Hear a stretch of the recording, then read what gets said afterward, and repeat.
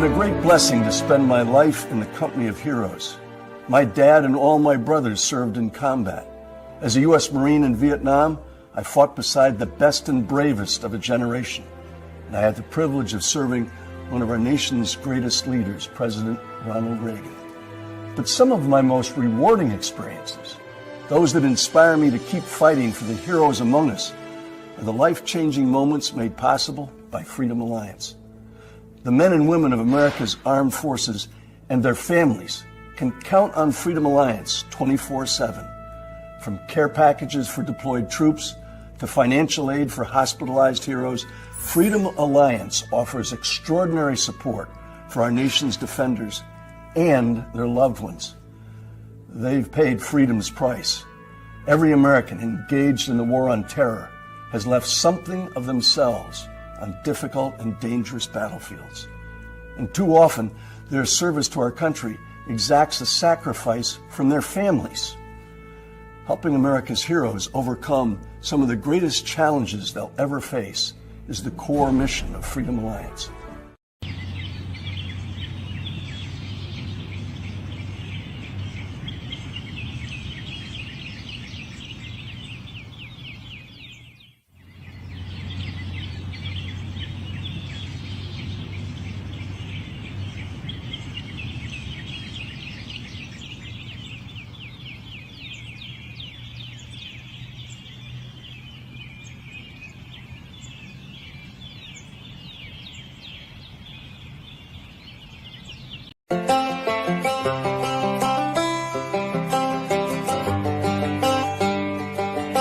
It's the guts and it's the glory, 100 stripes, 100 stories.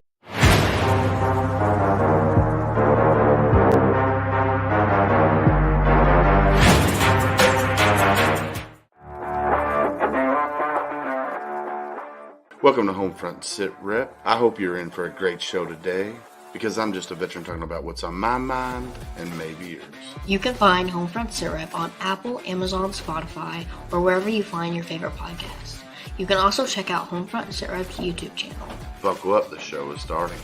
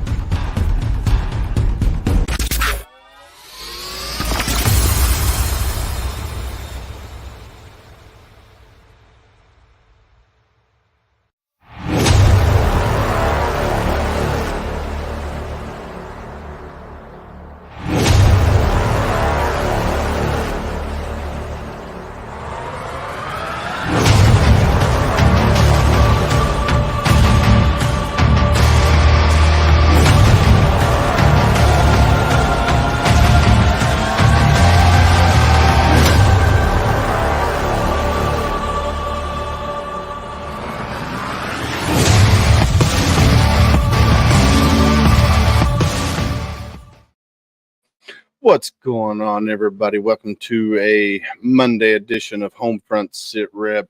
If you tried to watch last night, unfortunately, I was without power, so I was unable to get on and have a show. I was supposed to have Beyond Boundaries on last night, which is they're based out of Virginia, Richmond, and Roanoke area.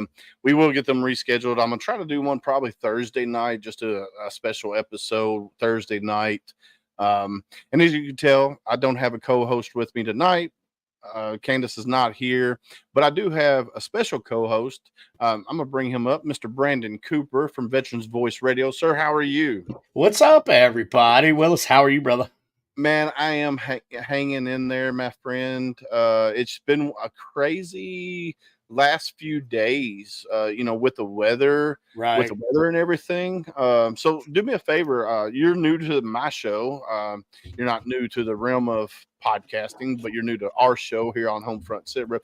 So do me a favor, introduce yourself and tell us a little bit about yourself. Yeah, sure. We'll start with Veterans Voice Radio and Heroes Voices Media Foundation. I'm on the board of directors along with Willis on those projects. I'm director of operations and I run the radio stations.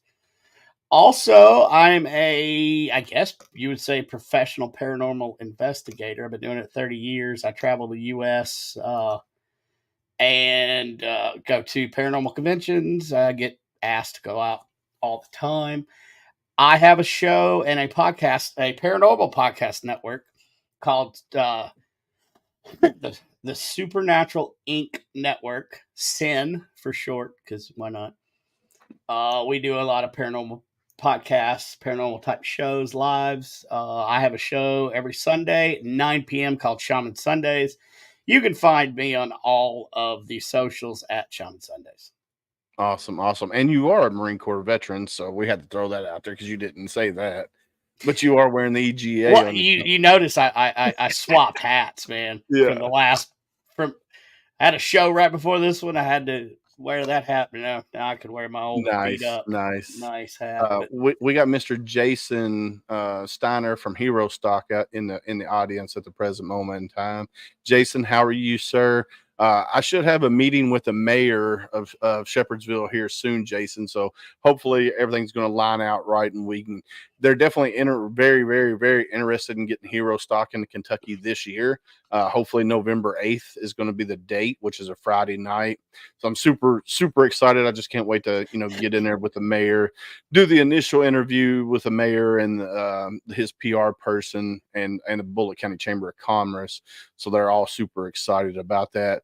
I'm stoked about it too, because my vision for Hero Stock in Kentucky, we're going to start out with a 1-day event this year, and next year hopefully do a 3-day event. There you go. And eventually what I want, because Louisville is very well known for music festivals.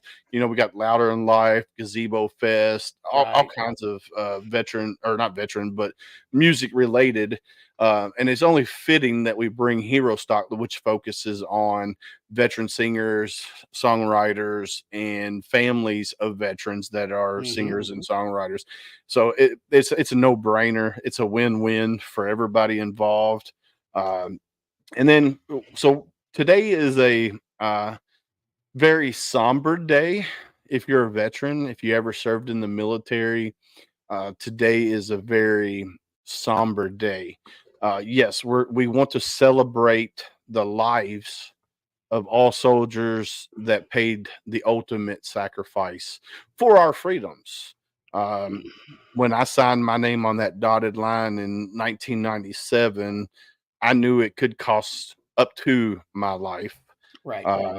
So we definitely want to, take a moment and remember all the ones that we have lost. And so today, our guest today, here in just a few minutes, he is with the Freedom Alliance. They focus on Gold Star families, not just Gold Star families, but that's one of their primary focuses is Gold Star families. And as it should be. Yeah, it should be. And because there's a lot of organizations out there that focuses on the veterans, but they forget about the families as well. Because you and I know if we're deployed and our wife and kids are at home, they're serving as well as we are, not in the same capacity, but they're serving just like we are. Well, and in many realities, just as hard as we're serving, circumstances are different, but the stress and the anxiety and whatever. I mean, it's there. So yeah. So I had Michelle Black on, who's a Gold Star widow, and her husband was a Green Beret that was killed in an ambush in Niger outside of a village of Tongo.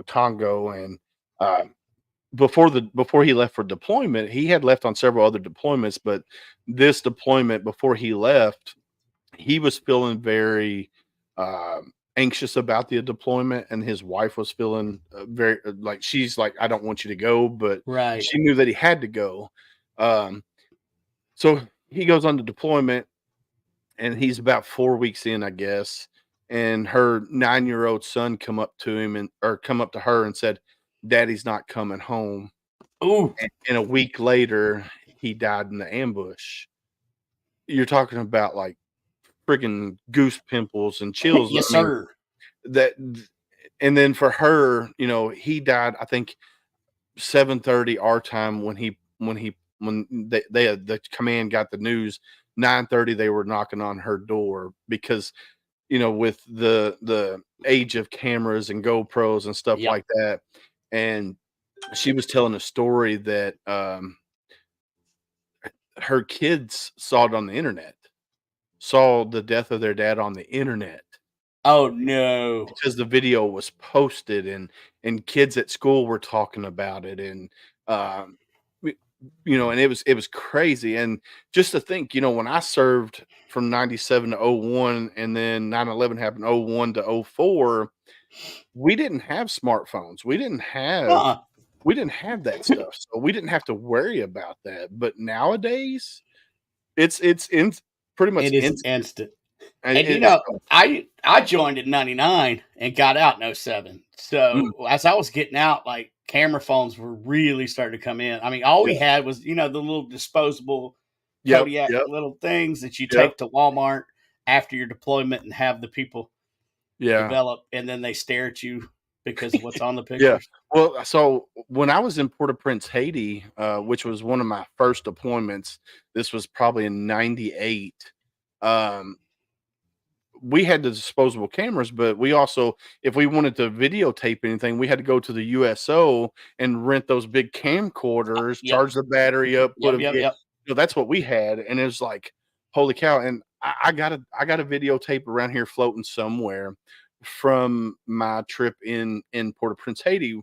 I was up in the turret in the Humvee, and I had it up on my shoulder, and we were videotaping as we were going around, and I got video of a body with tires on it, it was burning, and the person Right. was screaming. We couldn't Yep. do anything. I got video of somebody being drugged behind a truck with comm wire wrapped around their neck. And just seeing the stuff that we saw down there in Haiti, it was crazy. So Right.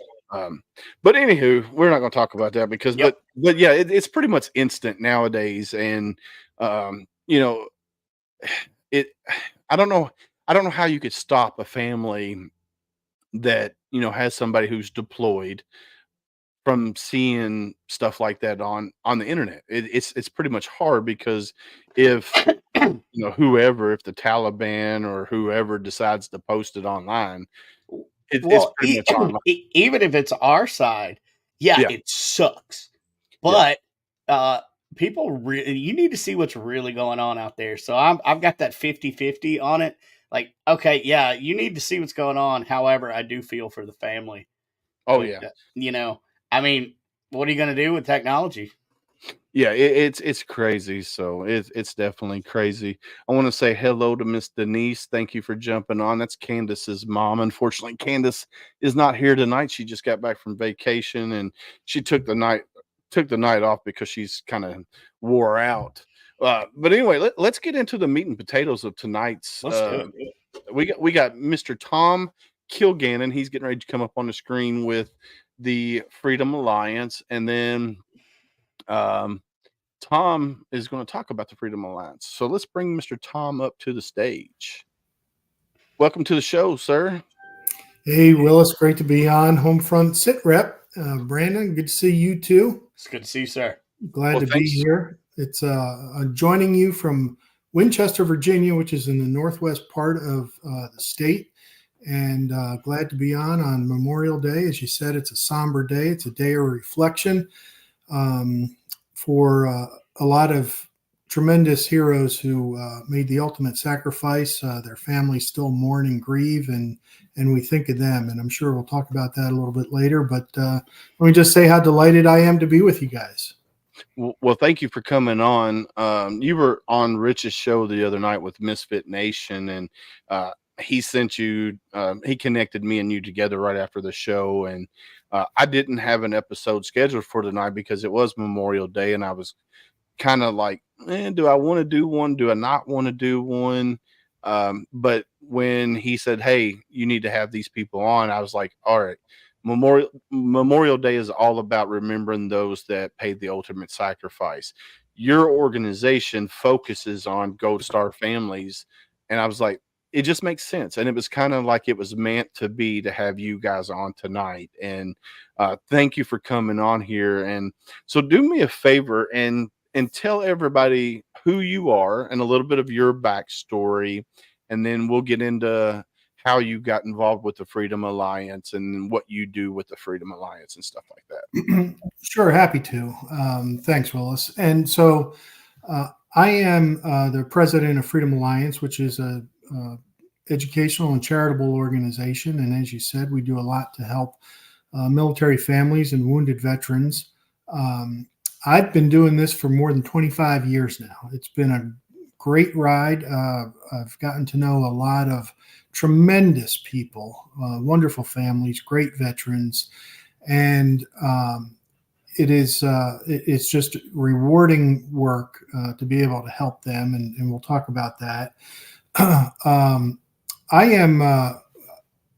I think I'm excited about this kind of work and gratified by it, in large part because I did not serve myself. I'm a civilian, and so ever since I've been here at Freedom Alliance, what I've come to know and learn about the military and veterans and military families has been through the work of Freedom Alliance,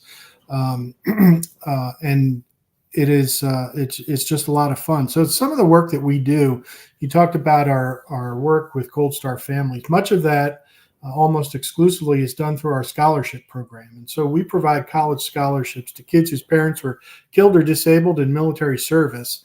And right now, this year, we have almost 700 students on scholarship. We're now giving out about $2 to $2.5 million a year in tuition assistance. And so each of those scholarships is helping these kids to meet, as you know, the rising cost of a college education. It just keeps going up and up and up. Yes. But more importantly, what those scholarships do, it's a message and it's a reminder to those kids that their parents' sacrifice is not going to be forgotten by a grateful nation. And so when we give these, we ask when students apply, they got to provide all the paperwork to make sure it's, they meet the criteria and, you're not having any issues of stolen valor or that kind of thing. Right. But you get to know them through their essays a little bit. And then what we try to do, Willis, is for those students who would like us to be a part of their lives even more than just that scholarship. We have retreats for them. We have them participate in some of our other events. And we try to get to know them and offer them mentorship and guidance the way their dads and in some cases their moms would want them to have. And that's really a blessing to get to know so many. And in just a few weeks here, we will have a retreat for some of those Gold Star students. We'll bring them into the DC area, see the monuments, do some fun activities, go on a riverboat cruise. But one of the cornerstones of that event each year is going to Arlington Cemetery. And for some of these kids, they're just not able to travel and visit the resting place of their parent. And that's really a highlight, is to be able to go there, to sit with them, pray with them, cry with them, laugh with them, as they tell you about what they remember about their fallen hero, their dad. Those are just some of the things that we're doing with respect to the Gold Star families. We'll talk later about what we're doing with wounded veterans, but it's a real honor to get to know these families. That's awesome, man. Yeah, I know you were on the show Misfit Nation just the other night, and you had Reese on with you. Unfortunately, she couldn't make it tonight because she was at another event. But yeah, so when I was watching with Rich, and then I started, diving into the Freedom Alliance, and and as you can see at the beginning of the show, Lieutenant Colonel North is one of the co-founders. You made reference to him being a little under the weather, dealing with some personal issues. So I'm continuing to pray for him because he was a badass, even though he was a little bit before my time. But he was definitely a badass in his day. And we're at Homefront Sit Rep. We're going to pray for that Marine, and hopefully with whatever he's dealing with, he'll come through on the other end. And but you guys at Freedom Alliance, we were talking a little bit before. Some of the programs that you guys offer, you have the Scholarship Fund, which you've already talked about, which is focused on family members of the fallen or wounded in from Then you got Presents for Patriots, gifts for children of combat and service wounded military veterans. You got gifts from home care packages, items to help America's deployed troops survive harsh and hostile climates. You got customized wheelchairs, heroes to homeowners, driven to serve. Then you got ramp, home improvement, and then rehabilitation and recovery. So when Freedom Alliance first started, what did they focus on? And then what was the process like to transition to have these other programs within the Freedom Alliance?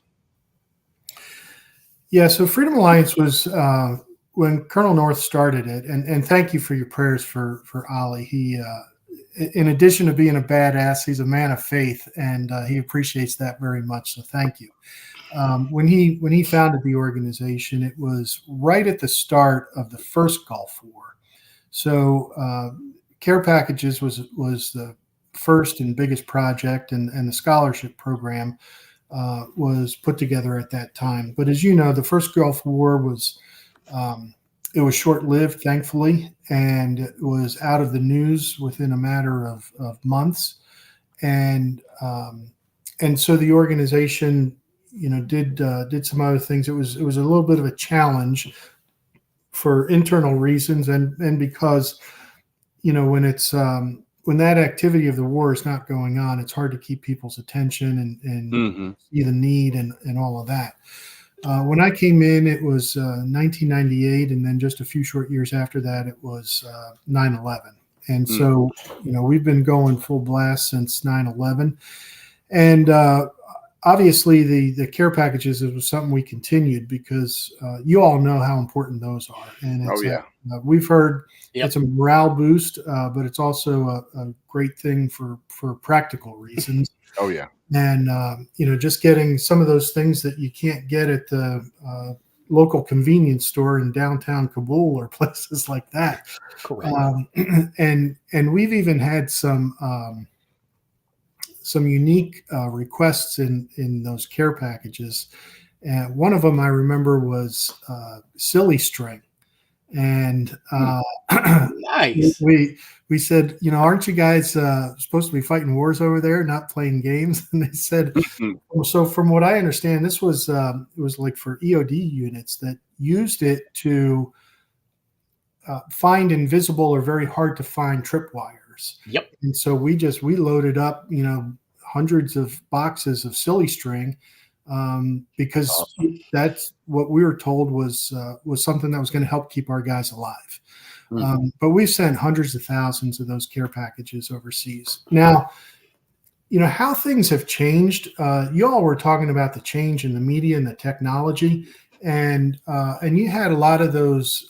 You had similar types of evolutions or changes when it comes to the programmatic types of things or the needs that troops had while they were serving overseas. So one of the first things that we did right after 9/11 was collect phone cards, and you send the phone cards overseas so that troops could call home. Well, as personal cell phones and fobs, got outfitted, they became less necessary, and we started sending some other things. And then you get to a point where you've got a lot of troops coming home who are wounded, and they're in the hospitals. And so we had activities dedicated to those in the hospitals and the rehab centers. So we would do a lot of dinners or outings, in the immediate vicinity of the hospitals as they were able to get out. At first it's just for a short period of time, then it's a few hours, then maybe it's a day or two. As they're in the rehab centers, it's a little bit longer, but also for the parents or the spouses who are just they're at their loved one's bedside and they're just there 24/7, and they need a break. They need something to take their mind off it. So you help them as well. And then as they begin to have all those surgeries and they're in rehab, then you'd have different types of activities like our outdoor activities where you take them fishing or hunting into the sunshine and the wilderness, and let them relax out there. And now we're in a stage where really it's there's a lot of focus on the emotional injury or the moral injury, and all of our camping trips or fishing trips, there's plenty of fun activity to do. But when you get back in the afternoon, you have serious conversation, structured conversation. Not always serious, a lot of laughs in there, but you deal with very serious issues, as you all know, and it can get deep, it can get personal, and we try and structure it in such a way that vets who have been there, done that, are able to help the younger ones who are now just beginning to deal with these issues of pain and grief and survivor's guilt and things of that nature. So over the course of 20 years of war, the kinds of needs that combat veterans have certainly evolved. But by no means have they gone away. Right. And they are very much still there. They are acute. Even for somebody like me who has been involved in this for a while, I think I'm a little bit surprised at how much of a need there is. And so if there's any takeaway for the audience, it's even though you're not seeing stories or headlines or front page, exposés, the need of veterans is still great, and we've got to continue to help them and their families. Yeah, I would agree with you 100% on that. You were talking about the care packages. So I got a cousin right now he's a sergeant first class in the Army, and they were deployed to a base, and I had them on the show recently, but when they got there to the base that they're at, there was no recreational gear for them. So when they were not on duty, they were able to, go out and do sports and stuff like that, but there was nothing there for them to do. So they called back home, and we put some posts out there about getting some softball, bats, balls, gloves, stuff like that for them to have while they're over there. And then within, I guess, a couple of weeks, we had jerseys for them. We had bats, gloves, balls, everything, and other things as well, recreational wise, and everything was shipped over to them. And they were very thankful, because when you're overseas in a situation like they were in, to be able to have that downtime, to have that freedom to relax, where you're not hyper vigilant on everything that's going on around you. Those care packages are lifesavers. And I would agree with that. They really are. Like when I was in Iraq, one of the things I loved in the care packages I would get, my mom was an elementary school teacher, and she'd have these elementary school kids write me, stuff. Yeah. And I didn't, stupid, misspelled, crazy, whatever. I didn't care. For that moment while I'm reading that letter, I'm not thinking about, shots fired. I'm not thinking about nothing. I'm just thinking about, this is cool. Yeah. So yeah, it's a lot. We had, so two quick examples, over the years. One time I remember, like with the sporting equipment, we got a request for soccer balls and footballs and tennis balls and things like that. And it turned out that what these units wanted them for was to engage with the local children, and to try and win hearts and minds as they were going into I think this was in Afghanistan, and in other cases, just sort of keep them occupied as other troops did what they needed to do. And then another time we got we got a special request. So as you know, let me back up a second. As you know, when your typical care package is going to include things like socks and sunscreen and sunglasses and chewing gum and things like that. And so normally when we would get requests, the females in the office would go out and get all those items and do all of that. This one time we got this special request from somebody we knew who was deployed, and they were kind of out in the wilderness, and they needed to sort of build their own facilities, just a little bit of, but they had no tools. Yeah. So they said, we need a few saws and hammers and pliers and power tools and things like that. And so on that request, all the men in the office said, we'll take that one. We'll go to Home Depot. Exactly. Heck yeah. No, I Yep. love it. No, I love it. Brandon, you pulled up the website. Is there a reason why you threw that up there? I had it down just in case you wanted to pull up their okay. website or whatever. All right. Sorry, the producer and me just No, you're good. You're good. my bad. So these outdoor adventures that you guys do, you got outdoor adventures, offshores experience, War Heroes on Water, you got couples retreat. Yeah, can I mention that real quick? For it. Because I'm on y'all's site and I saw a couples retreat and I'm actually looking at it. I have the application up because it's perfect. Because I have been in and out of psych units and I've been doing the work and all the, PTSD, whatever. However, my wife is just sitting there, doesn't know how to help me. I mean, luckily my wife's a psych nurse, but I got lucky. But you never hear about organizations doing something for the significant other, the husband, the wife, or whatever. And that struck me as amazing. Can you go into a little bit about maybe why you guys decided to do a couples retreat? Yeah, a lot of, I think in the early years of the wars, what we would find is that you'd be engaged with the veteran, the wounded veteran, and you'd be dealing with him and talking with him. But as you got to know his family, got to know his spouse, a lot of times it was the spouse who would call us and say, hey, Joe just, he really needs something. He needs some time away. Can you help him out? Can you take him on one of your trips? Right. And so we would do that. And then other times they would say, hey, I really need some time to myself. Can you take Joe on one of your trips and get him out of here? Yep.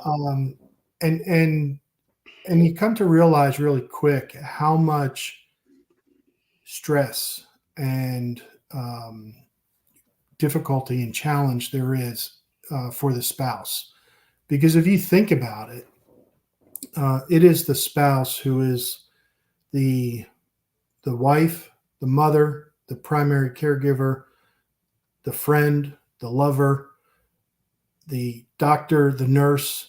They're playing all these roles to one degree or another, and that is a tremendous burden to carry. I have seen in hospitals where it is the spouse, the female spouse, who is playing the traffic cop among doctors. Where one doctor come in, write this on the chart, prescribe that, and then another doctor comes in and prescribes, another medicine, and it is she who says, "Hey, wait a minute, doesn't this medicine that you just prescribed conflict with this other one that the other?" Yep. And they'll look at the chart again and say, "Oh, yeah, let me change that." And I can't tell you how many times I saw that, so it's the spouse who plays all these roles, and we wanted to serve both of them, because you can do this a lot of ways. You can have the veteran out by himself, you can have the spouse out by herself, or you can bring them out together. So we try to take them to great places where it's relaxing, where you have other couples, and hopefully they're more or less on the same page, have similar experiences. And, just like the veterans retreats, they're talking to one another, they're laughing, they're crying, and they're addressing issues that need to be addressed. Now, we don't do this in a way where we have a professional counselor or, a 3-step program or anything like that. It's really peer to peer. It's based on relaxation, trying to get away from the kids and the phones and the emails and everything. Just put them in an environment where they can just begin to let it out a little bit. And for some couples, they just need to enjoy one another. For other couples, they need to have a heart-to-heart conversation. For others, it's a combination of the two. So that's what we try to do on ours. Right now, we've got one of our board members hosts one of these retreats each year at their home. It's on a lake, so you have activities. We have another one that takes place with horses at a horse farm. And we've had others out west in the mountains. And so it's just a wonderful experience to see how much it helps. Just time, relaxation, and a little bit of friendship. No, that's awesome. That's because amazing. I know for me, like my wife and I wasn't married when I was in the military. And we started dating at the end of my tenure in the military. And she told me that if I went back in that we would be divorced or not together. And unfortunately, when I decided to join the Army right after I got done in 2004, the good Lord had other plans for me, because the Army said, no, we can't take you. They came up with some excuse of I had asthmatic symptoms as a child. I'm like, Doc, I got 2 honorable discharges, and here's my original orders with your signature saying I can go in the Marine Corps, but you're telling me I can't go in the Army. Right. So I think the good Lord had other plans for me, because I wouldn't be married for almost 20 years. I wouldn't have a daughter that's a senior and another one that's a junior that'll be want to be graduating next year, going into the Air Force. She wants to be an FBI agent when she gets out of, that's her career choice that she wants to do. And then my youngest, when she graduates the year after, she wants to be a combat medic. And then she wants to be a high school history teacher. And we've let them choose their own path in life. I haven't discouraged them, from joining the military or anything like that. But my wife, getting back to the main point, my wife doesn't really understand a lot of the stuff that I seen when I was in the military, and my children don't either. And I do a good job of sheltering them from that, because some of my experiences that with my PTS and stuff like that, I try to do, keep them at bay as much as possible. But I think a couples retreat for the wife and I, where, she can be around, maybe other spouses dealing with the same or similar issues that she's dealing with, with my PTS, waking up at 2:00 in the morning, sweating from head to toe. And I think that's amazing that you guys do couples retreats, and you focus on the family aspect of things too, because we mentioned it earlier, the family serve too, just in a different way. So that's amazing that you guys do that. And I'll mention it real quick and then we'll move on. But with me and my wife, we got married well after I was out. But where we live, there's nowhere for her to meet other veteran spouses that are going through it. So she, I don't know if she reaches out online or what, but I mean, it's hard to find. Okay, I can go anywhere within the Tri-Cities area where I'm at and find something for a veteran, but you can't find something for your wife to go sit down and talk to other people and know that she's not alone. So I'm going to look really heavy at coming to one of your couples retreats, but I mean, that's just amazing. I rarely see that. I really wanted to plug it. Great. And yeah, just to, I mean, you all know I think both of you have similar circumstances. So you're married after you got out, Mm-hmm. but I mean, you're aware of the statistics and for those who are married while serving. And Yes. the more deployments you have, the higher the likelihood is for divorce. You know, the more injuries, things like that. And we've got to try to keep these marriages together, because if they fall apart, then, you know, we refer to that as another casualty of war, right? Oh yeah. And Yeah, I have several broken relationships. Like I got the woman that I was with while I was in the military. We don't talk to each other, and we have a child together. You know, and it destroys families, and it rots the core. Especially as a man and my values. You know, I've always wanted a family. I want to be a provider. You know, and it rots at the core because I am the way that I was trained, and that's how I call my PTS. I'm not broken. I'm the way I was trained. It just tears apart that fabric, and it's just horrible. yeah, we've had a number of times when we've had these events where the spouse, where the veteran is relaxed enough to talk, and the spouse reveals at some point, that's the first time he ever said that. That's the first time he ever talked about that. In fact, there was one time I was doing a Q&A with a couple in front of a group of donors. Just, you know, what's your story? How, you know, how'd you serve? Where were you? This and that. And both the veteran and his wife were up on the stage with me. And I could sense something, because afterwards she said, he never talked about that before. And for the first time, he does it in front of an audience. But it was, for whatever reason, it was just the right setting for him, Mm-hmm. where he felt comfortable enough to say, this is what happened. Yeah. You know, because it was the conversation was going in such a way that I could see he was a little bit agitated, and both his wife and I said, we can stop here. Do you want to? And he said, no, I want to continue. He took, just a moment, and out it came. So it's creating that that environment of trust, and comfort. Yeah. Where they feel like they can talk.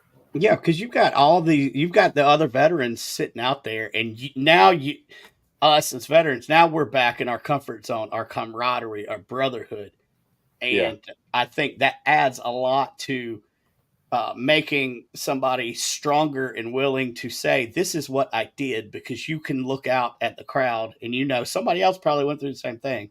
Yeah. Yeah. And like, you know, what I said before about just ours are fairly laid back, and there's not a professional counselor or this or that, and it's because we've found in the veterans we've worked with, they don't want another questionnaire. They don't want to say this stuff is bullshit. You know, we gotta. But and if you can create an environment where they don't have to, you know, give you a 5 or a 6 or an 8 or a 10 or whatever, it's just going to be more genuine, I think. Oh yeah. Well, and I'm sorry, I have a bunch of questions, Willis. I'm sorry, man. I come on your show and damn take over. Jesus, go for it, man. Go for damn it, jarhead. But you know, the couples retreats, as you know, as much as we've talked about the trauma and the, you know, the discord that's in the relationships, you know, those are the lucky ones. They're actually the lucky ones that get to go in with their veteran and talk. What about these Gold Star families that the only way they're going to know what their son or their daughter did is by the other veterans or a videotape. That's when, especially at Memorial Day, while we're sitting here, that's the big tug of the heartstring is these Gold Star families. Yeah. Yeah, we had a we had a situation, I think it was last year or the year before, at one of our events in which we had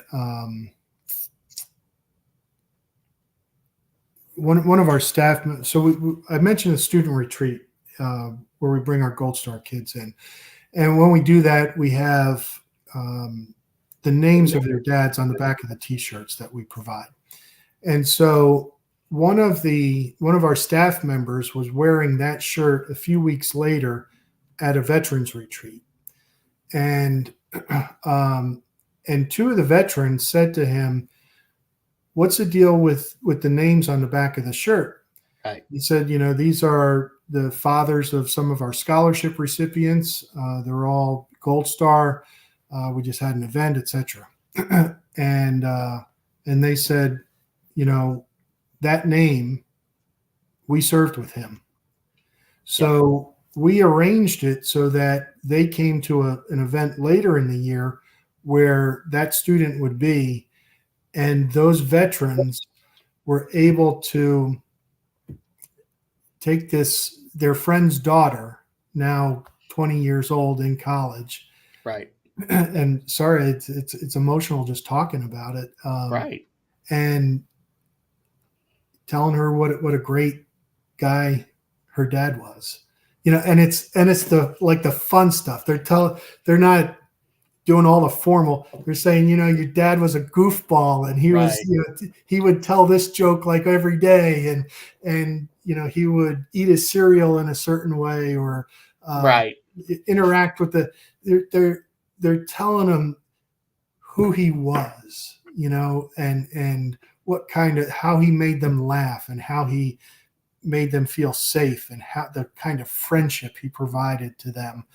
And it's boy, if you're ever in a situation like that, you probably have been. It is laughter, it is tears. Yep. Yep.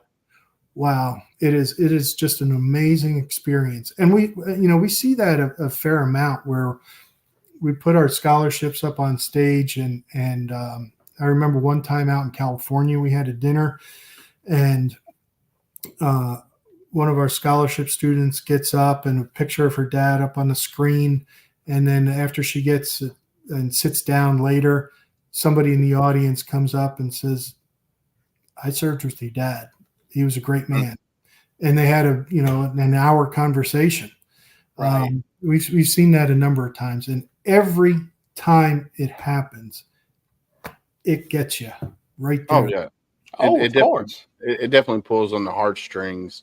And to go back to the point earlier when you're talking about veterans being around other veterans, I got a friend that is an ambassador for Warrior Rounds out of Nashville, but he lives here in Kentucky, and he's got a 28-foot trailer that's got Warrior Rounds and stuff, and he travels around to all these different events where the Vietnam traveling wall is set up, and he goes and he does his talk and spiel. And he was up in West Virginia. I forget where he was at in West Virginia, but he was at the wall, and this couple comes up to him, and James is talking to the wife, and they had been married for 20 plus years. And she goes, he never talks about his military service. And James goes, "He'll talk to me." And she said, "No, he won't. No, he won't." So James is, talking to a group, doing his spiel about, because he's a Somalia vet during Operation Gothic Serpent, during Black Hawk Down, for people that don't know, but Black Hawk Down. And he's telling his story, and all of a sudden he sees tears rolling out of the veteran's eye. And as soon as James is done, the veteran walks up to James and just starts talking and lets loose like just a flood of stuff that he's seen and stuff that he went through. And his wife was just jaw drop down to the ground because she's never heard none of it. And, after 20 plus years, she's never heard anything. And something for us veterans, when we get around other veterans that are like-minded or have been through similar situations, we do get in that comfortable zone, and we're able to open up and talk about our experiences and stuff like that, especially if it's somebody that might have went to something similar to what we had. And I talk about it on numerous times about just sitting around a campfire with other veterans and sharing our stories. That's where we feel very, very comfortable. And it doesn't matter what the event is. I was on a podcast with an organization that Two Wolf Foundation is the name of the organization. They take veterans in a 6-man team, and they go to all these national parks and help do land conservation, stuff like that. If the fences are broke, they fix it. And these 6 veterans are in these 3 Toyota Tundras that the organization has, and they travel, whether it be 11-day or 12-day adventure, and they travel to all these different spots and they have different things to do. And at the end of the night, when they're done with hard working through that day, of course they're building a camaraderie all day long. And then they get back, they break bread and just sit around a campfire. And the healing, the healing aspect of just being around other veterans that are very like-minded is it works. And I've always said, when the shit talk begins, the healing begins. Yes. And a lot of civilians look at me like I'm crazy, but it's true. Once the veterans are comfortable enough to start joking and shit talking, which is, in my experience, is only a couple hours after meeting, you got to fill out. That's when the healing begins, because then you're comfortable enough. I'm going to joke about how fat your mom is, and stuff like that. That's when the healing begins. And it's amazing. It's an amazing feeling. I mean, that's, being just meeting, like you said, just meeting a veteran.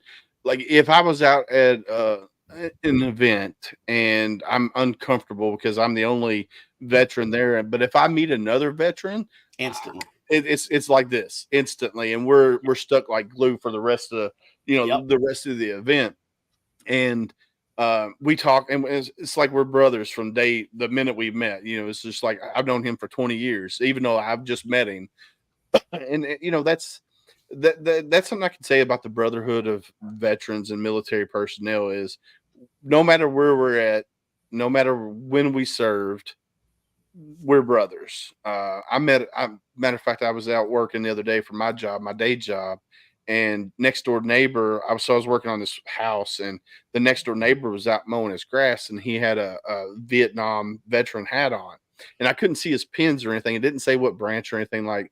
So after I got done doing what I was doing, he was out watering his flowers and stuff, and I said, "Excuse me, sir.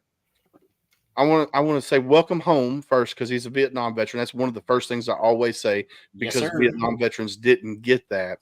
And then I asked him, I said, "What branch did you serve?" He said, I was a Marine. I was in the Marine Corps." I was like, "Really?" I said, "Semper Fi," because I'm a Marine. That's my next thing. I said, "Semper Fi." And we sat there and talked for 30 minutes, and this guy, Mr. Mudd is his name. And he added me on Facebook. I mean, pretty much instantaneously. He's like, "You do," and we got talking about the podcast and stuff like that. And one of the things that I like doing is bringing in veterans to tell their story. And he's a Vietnam vet, so he's up in age. Guess what? His stories are going to die with him when he dies. So sometimes I like to bring just veterans on just to tell their story, because the way we keep their memory alive is if we talk about them. Speaking of Memorial Day, we talk about people who have passed, and we remember and we honor their sacrifice. And that's so yeah, I love doing that, and I love what Freedom Alliance does. Let's touch a little bit about some of your other events that you guys do, and on these events, do veterans have to be rated from the VA? How do they go about getting into some of these events if they want to get into like your outdoor adventures or offshore experience or War Heroes on Water? Yeah, most of our programs are for post 9/11 vets and combat wounded. I think in some cases it's 100% VA, other times maybe like 80%. But you look at the circumstances of what it is. So those are the kind of veterans that we're taking out on the events. And the War Heroes on Water, which you mentioned, that'll take place in, I think it's September this year. It is in Southern California, and that is a huge fishing tournament.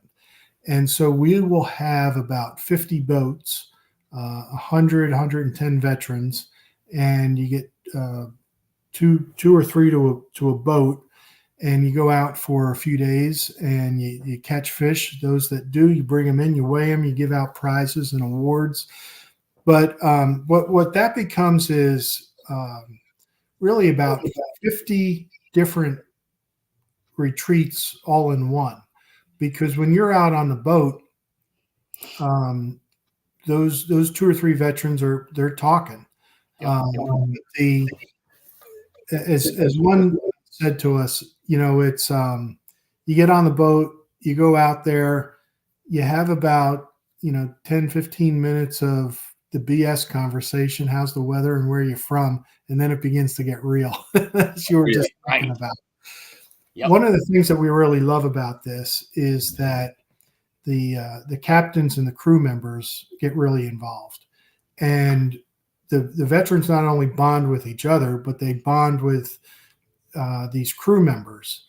And in many cases, these crew members then become the go-to when the veteran is having a hard time, and he'll call that person and say, I just need to talk, or if they're in the vicinity, can we get together?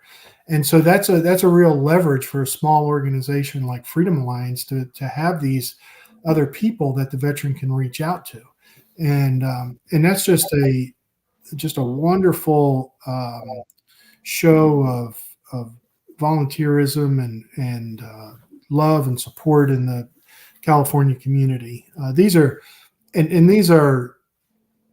like some of the best fishing yachts in the world with literally world-class sports fishermen. And so these are people who they love what they do, and they love teaching their craft to the veterans, and the veterans love learning about it and reeling them in. And so it becomes a big family type of atmosphere, and it's just great. We just had a group of 12 veterans up in Sitka, Alaska for a fishing trip. And it's just beautiful country up there. And the community every year welcomes us, the fire department, the police, the Coast Guard, the restaurants, the small business community. Everybody is pitching in to offer vets just something a little bit different and have a great time. The other place where we have these kinds of events is down in Costa Rica. And so there is just amazing fishing down there. There's a community down there, a resort of mostly Americans that have opened their hearts to us over the years.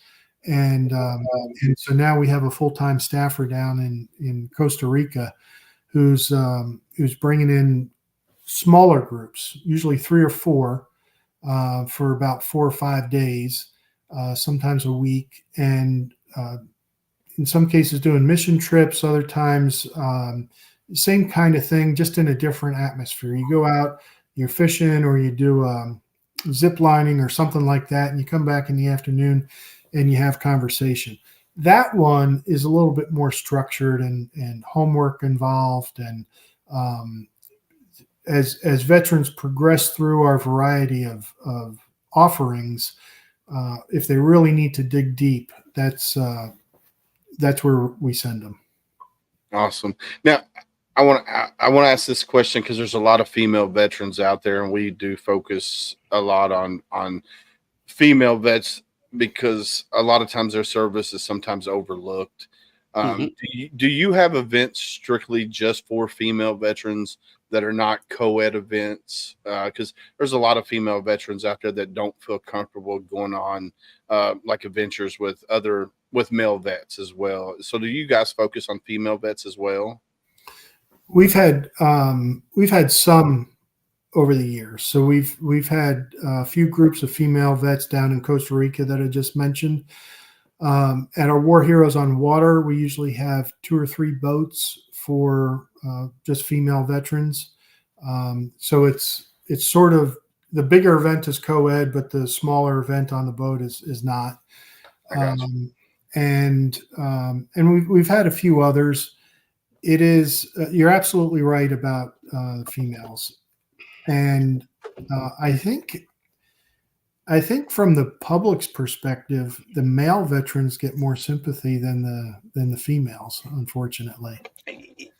I've noticed that throughout my time, and some of these female warriors, if you sit down and listen to their story, like MST and other things, I mean, sometimes I sit and I wonder what's worse, me going over in Iraq and getting blown up, or what the hell just happened to you? So it's a shame that is how it is. But yeah, so their problems are unique, and it's because there's fewer of them. They're harder to track down. In some cases, they have family responsibilities that don't allow them to get out. But when we can make it work, we certainly do. And we've been blessed to get to know some wonderful women veterans. And I do want to ask this. You said that, you've got the event in SoCal and Costa Rica and other places. So the event in Southern California, is that just for California vets? Do you guys fly, bus people out, or how does that work? That is, no, vets come in from across the country. We do get a lot from California. We have, we have about 100, and it's a mix between, we've been doing this now for 7 or 8 years. So it's a mix between those who are joining us for the first time and alumni. Got it. So this year we've got them all selected. I think it's something like 60-40 new to alumni. And the reason that's important is because you want, as you said before, you want the newer guys to feel comfortable, and so you provide mentors to them, those vets who will help them sort of navigate their way through the 5 days of what's going on. And but that's a great event. So with the female veterans, I think a lot of things is a lot of female veterans won't put their name in a hat out there because a lot of organizations don't strictly focus on female veterans, or they don't have a lot of events for just female veterans only. I know I had She's the Veteran, which is an organization out of South Carolina. They focus strictly on female veterans. And then She Serves, She Rose, which is a mouthful to say, but She Serves, She Rose. They also focus on female vets. And when I was talking with both of Brooke Kahn and Marquetta, they're like, female veterans are starting to come out more. Like they're starting to get involved with organizations and stuff like that, which is amazing because female veterans, a lot of them, have different experiences than Brandon or myself, and right. And here's some of their stories. It's just like, holy shit, you went through that. I mean, whether they're an MP or a combat medic or in some of the situations that they went through are just as bad as some of the male veterans out there, if not worse in some cases. I'll tell you one of, some of the stories I've heard from females, and if there's any civilians in your audience, this will maybe help them understand the struggles. So we talked a little bit earlier about moral injury, emotional injury, and that's the guilt, the things that happened that veterans did or didn't do that scar the heart and the soul, and you have to live with it. So the females, and you guys know this, they served on the FETs, the female engagement teams, and they would say that I think particularly in Afghanistan, they'd be at checkpoints to be able to pat down Afghan females. And sometimes they'd go into the village or into homes where you have a family or men and women, and the male veterans would be trying to perhaps interrogate the males. The females would take the Afghan women into a separate room because the men could not do that. And so whether it was an actual interrogation or whether it was just a benign conversation, they might get some information that then allows the Army or the Marines to do an operation, a week later.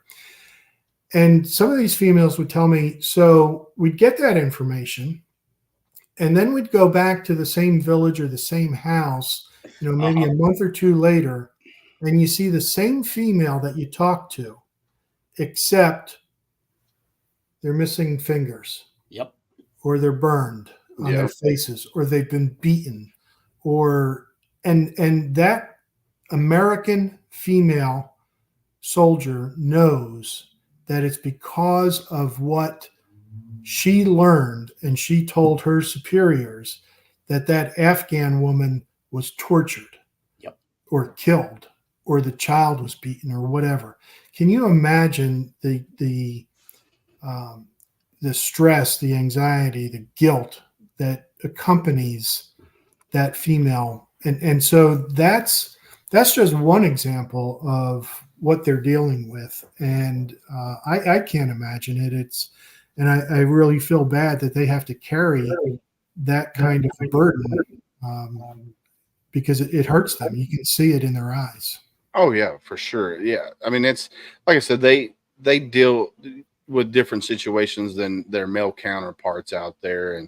And to see that, somebody who gave them information a couple weeks prior, they go back out and they're missing fingers or they're burned. It's that would be crazy. I mean, for like my situation when I was in Haiti, the stuff that I seen there as a 19-year-old fresh out of Kentucky, never been in a third world country, much less been out of the United States, to see that stuff, it was crazy. But just to see what those females went through in that situation like that, is I can only fathom the guilt that they feel and that they carry for the rest of their life. Because I do this podcast as a therapy for me.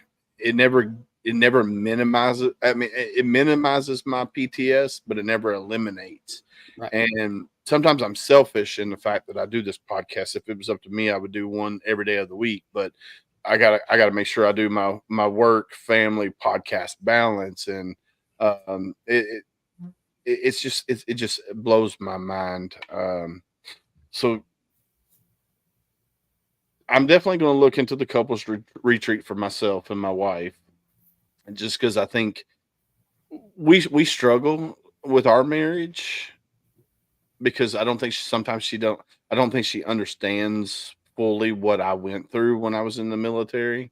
And I think that might help us. Can't say that it will. Well, here's my big thing. My wife doesn't know what I went through, but I don't know what she's going through.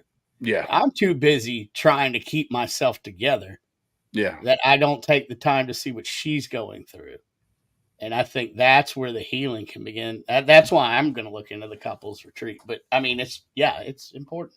No, I'm right there with you. My wife has been through a lot in the last 5 years, and she's still, dealing with the, raising our kids. Of course, I'm home, but I was always gone working. Like I worked 6 days out of the week and had one day off, and usually that was my day to relax. And then the last 2 years, I now work Monday through Friday, so I'm starting to see more things. But when it comes to like our finances and stuff like that, she does all that because I don't. Yep. And I love my wife, and she's she's a banker, and she's taken my credit because my first wife, I was married in the military when I was 20 or 21. I was married young. I was one of the dumb ones. I got married to a local yokel in Jacksonville, North Carolina, and um, Yep. I was infantry. I was infantry, so I was always gone. I was, even though I was stateside, I would be deployed out in the field for 7 to 11 days, come back, be home for the weekend, the next week back in the field again, and then I would deploy overseas. Well, we dated for a year and a half. And I was out of that year and a half, I added it up not too long ago. I think out of that year and a half, I was there maybe 5 months total. But that was sporadic through that year and a half. We got married October of 99. I brought her home to Kentucky for Thanksgiving that year. When we were heading back to North Carolina, she goes, "I'm never going back to Kentucky."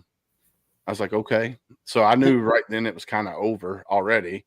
And we just got married. We get back to Lejeune. I deployed to California to Sierra Nevadas for cold weather training, December 1st, come back December 30th, caught her in bed with a Navy guy. And ever since then, it was just downhill. So, but my current wife is amazing. She's an amazing mom. She's just, I mean, she's amazing. She took my credit score from 300 to 800 plus. And nice. So, she's, like I said, she's a banker, and she's one of those that worries about everything. And I'm like, babe, and I'm not a worrier. Like I worry internally. I don't wear it on my shoulders like she does. I'm like, babe, it'll be fine. It'll be fine. It'll work out like it's supposed to. And, but no, she's been through a lot, with the passing of, her dad, her stepdad, and my dad just passed away recently, and my stepdad passed away recently, and some other deaths in the family. And it's just like, I think a couples retreat would help us both to understand where we're both coming from and to hash out some things. So I'm definitely going to look into the couples retreat, because I think it's something that could possibly more than likely help us.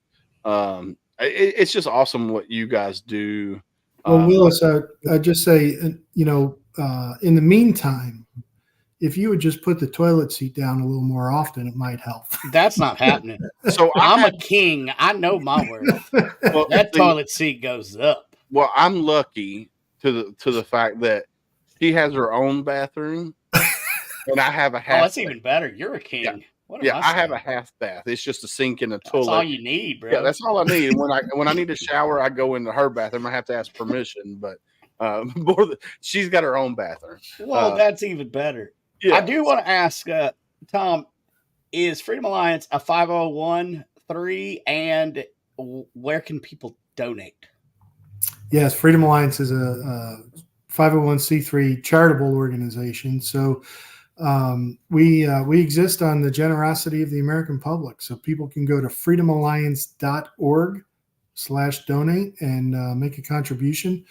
We really appreciate it. freedomalliance.org/donate.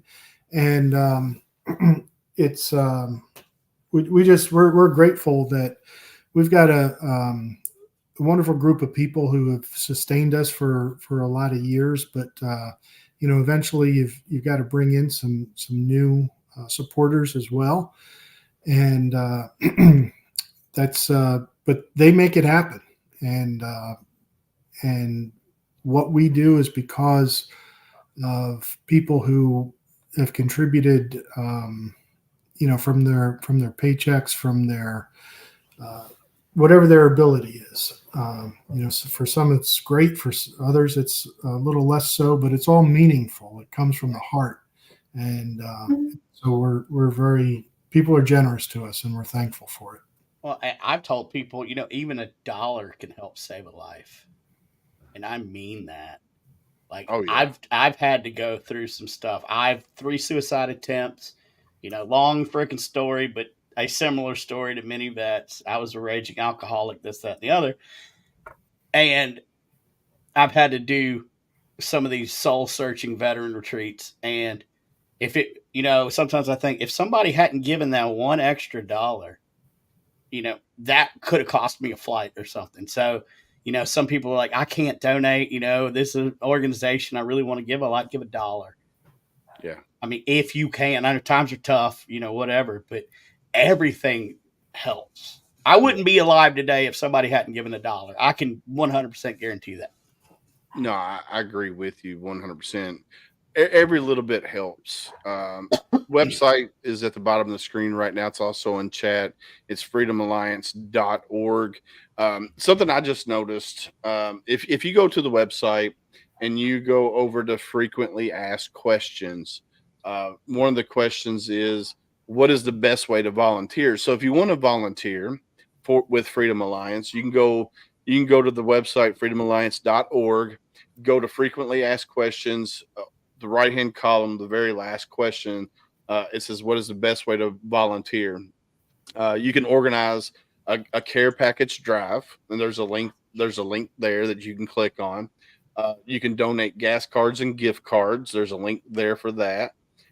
You can also host a fundraiser, whether it be a golf tournament, a 5K charity run, movie night, or other fun event, that all proceeds would be able to go to the Freedom Alliance, which would be amazing to help these guys out. You can also, if you want to stay informed, you can join the email list. You can also follow them on Twitter, LinkedIn, Facebook, Instagram, YouTube as well. I'm probably still in a little bit of your thunder there, Tom, but I'm trying to hit all the good things here. And then another thing that I like about your website is if you go over to About Us, you got a section called Transparency. Yep. And if I'm assuming that's going to be your 990s and stuff, am I correct?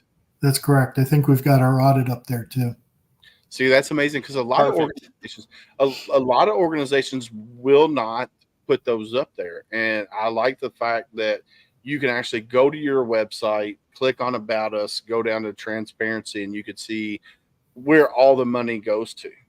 That's awesome, because with me focusing on veteran service organizations, a lot of times I don't know what's a good organization, what's a bad organization. Now, granted, I know there's websites out there that I can go and pull every 990 out there for the organizations that I got coming on.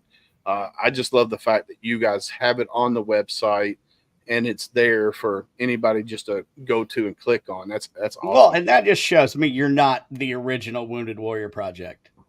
I think I've said all I need to say about that. Yeah. So, yeah. And there's another website. It's called greatnonprofits.org. And what's different about that one is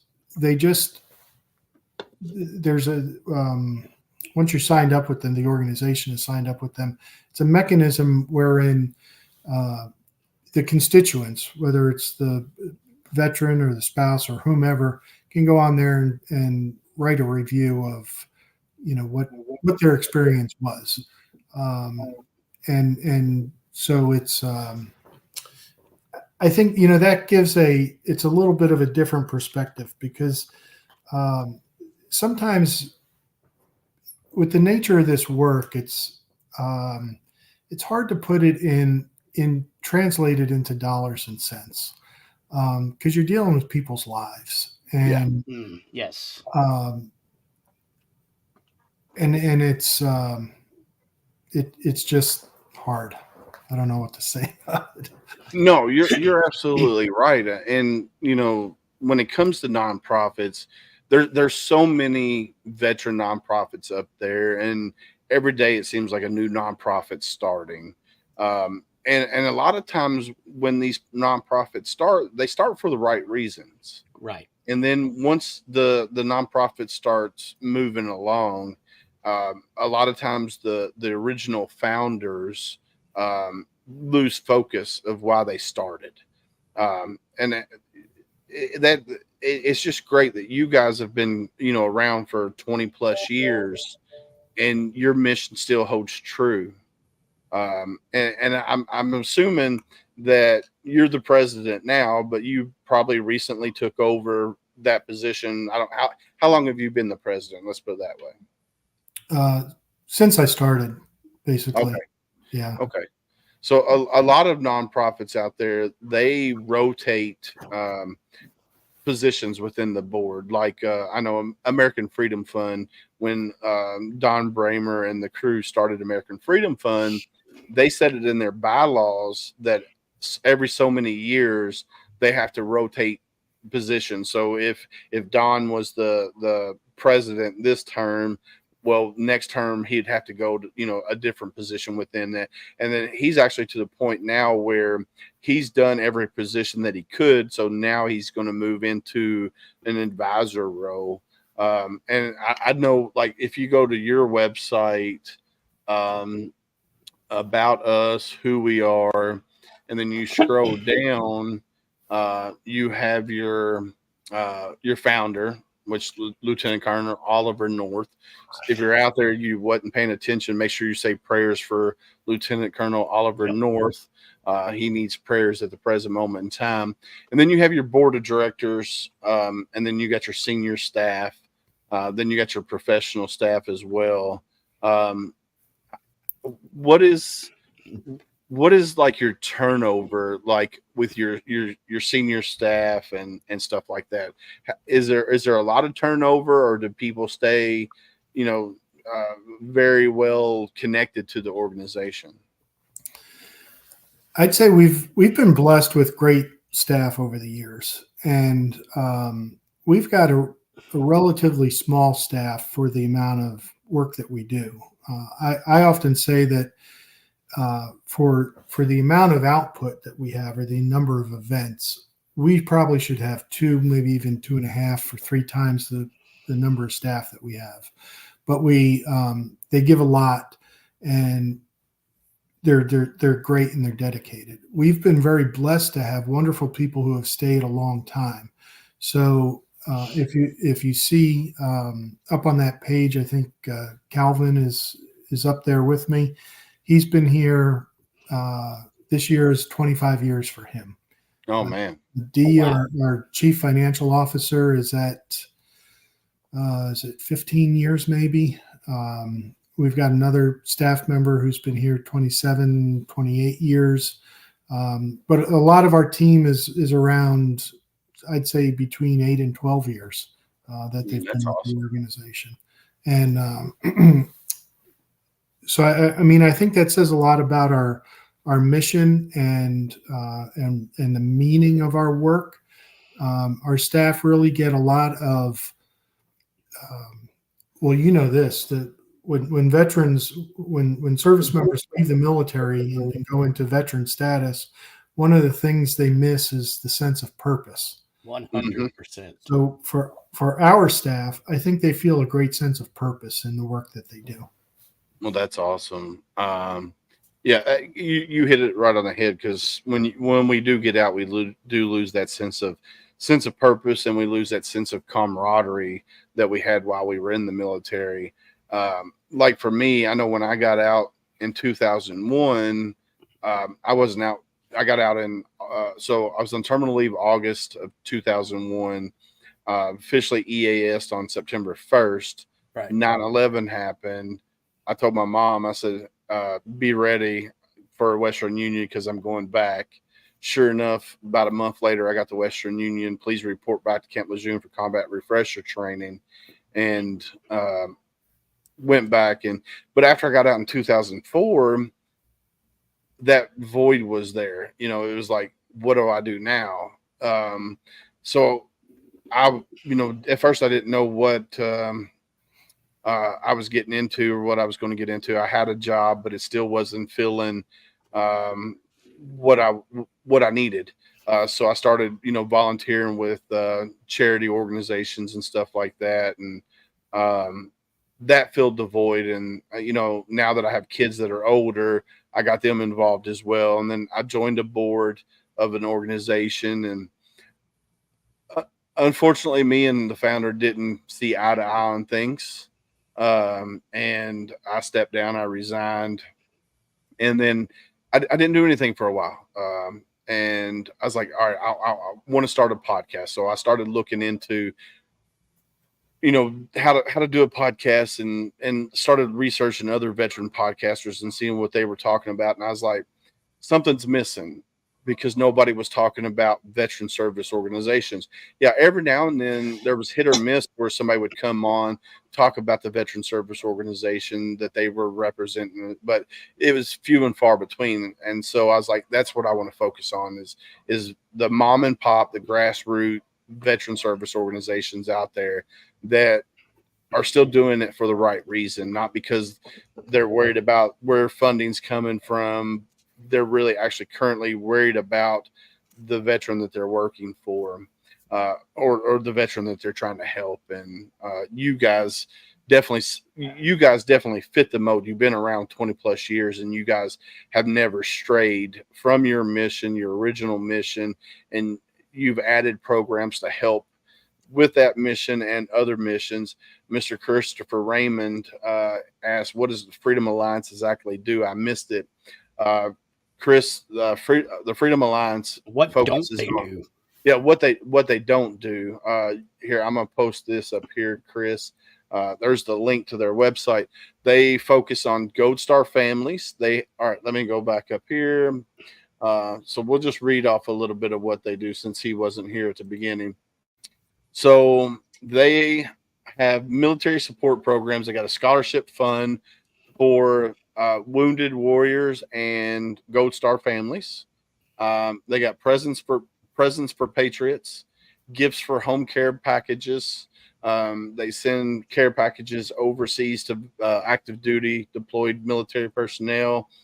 They do customized wheelchairs, heroes to homeowners, Driven to Serve, which is a program that helps veterans payment-free vehicles for combat wounded service members. They also have a ramp home improvement program. They have a rehabilitation and recovery program. Then they have another whole list of other programs as well that are called Adventures and Experience. So they got Outdoors Adventures, Offshore Experience, War Heroes on Waters, a couples retreat, Defender of Freedom, and Army Navy weekend.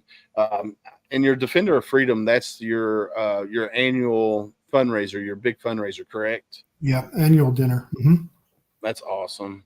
But Chris, Chris is the founder of Veteran Hundo Club.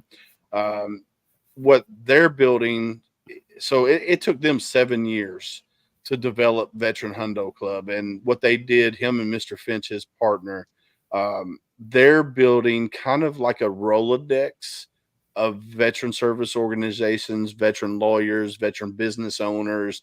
They're just putting everything together under one umbrella, kind of, sort of. They're bringing in, and it's a military rank structure. What they're doing is, I've never, put it this way, in my year and a half of doing podcasting and my 20 plus years of veteran service organizations, what they're building at Hundo Club, I haven't seen been done on the scale that they're doing. So yeah, that's Raymond, that's really needed. So that's appreciated, because very often, sometimes somebody will come to us and say, "Hey, we need help with X." Yeah, Right. Well, we don't do X. We don't have any expertise there. Yeah. But you want to be able to refer them to somebody who does it. So my hat's off to them. And, I wanted to address something you were talking about a little bit earlier, where you were talking about the sense of purpose and transitioning out. and this is, for all the vets who are listening.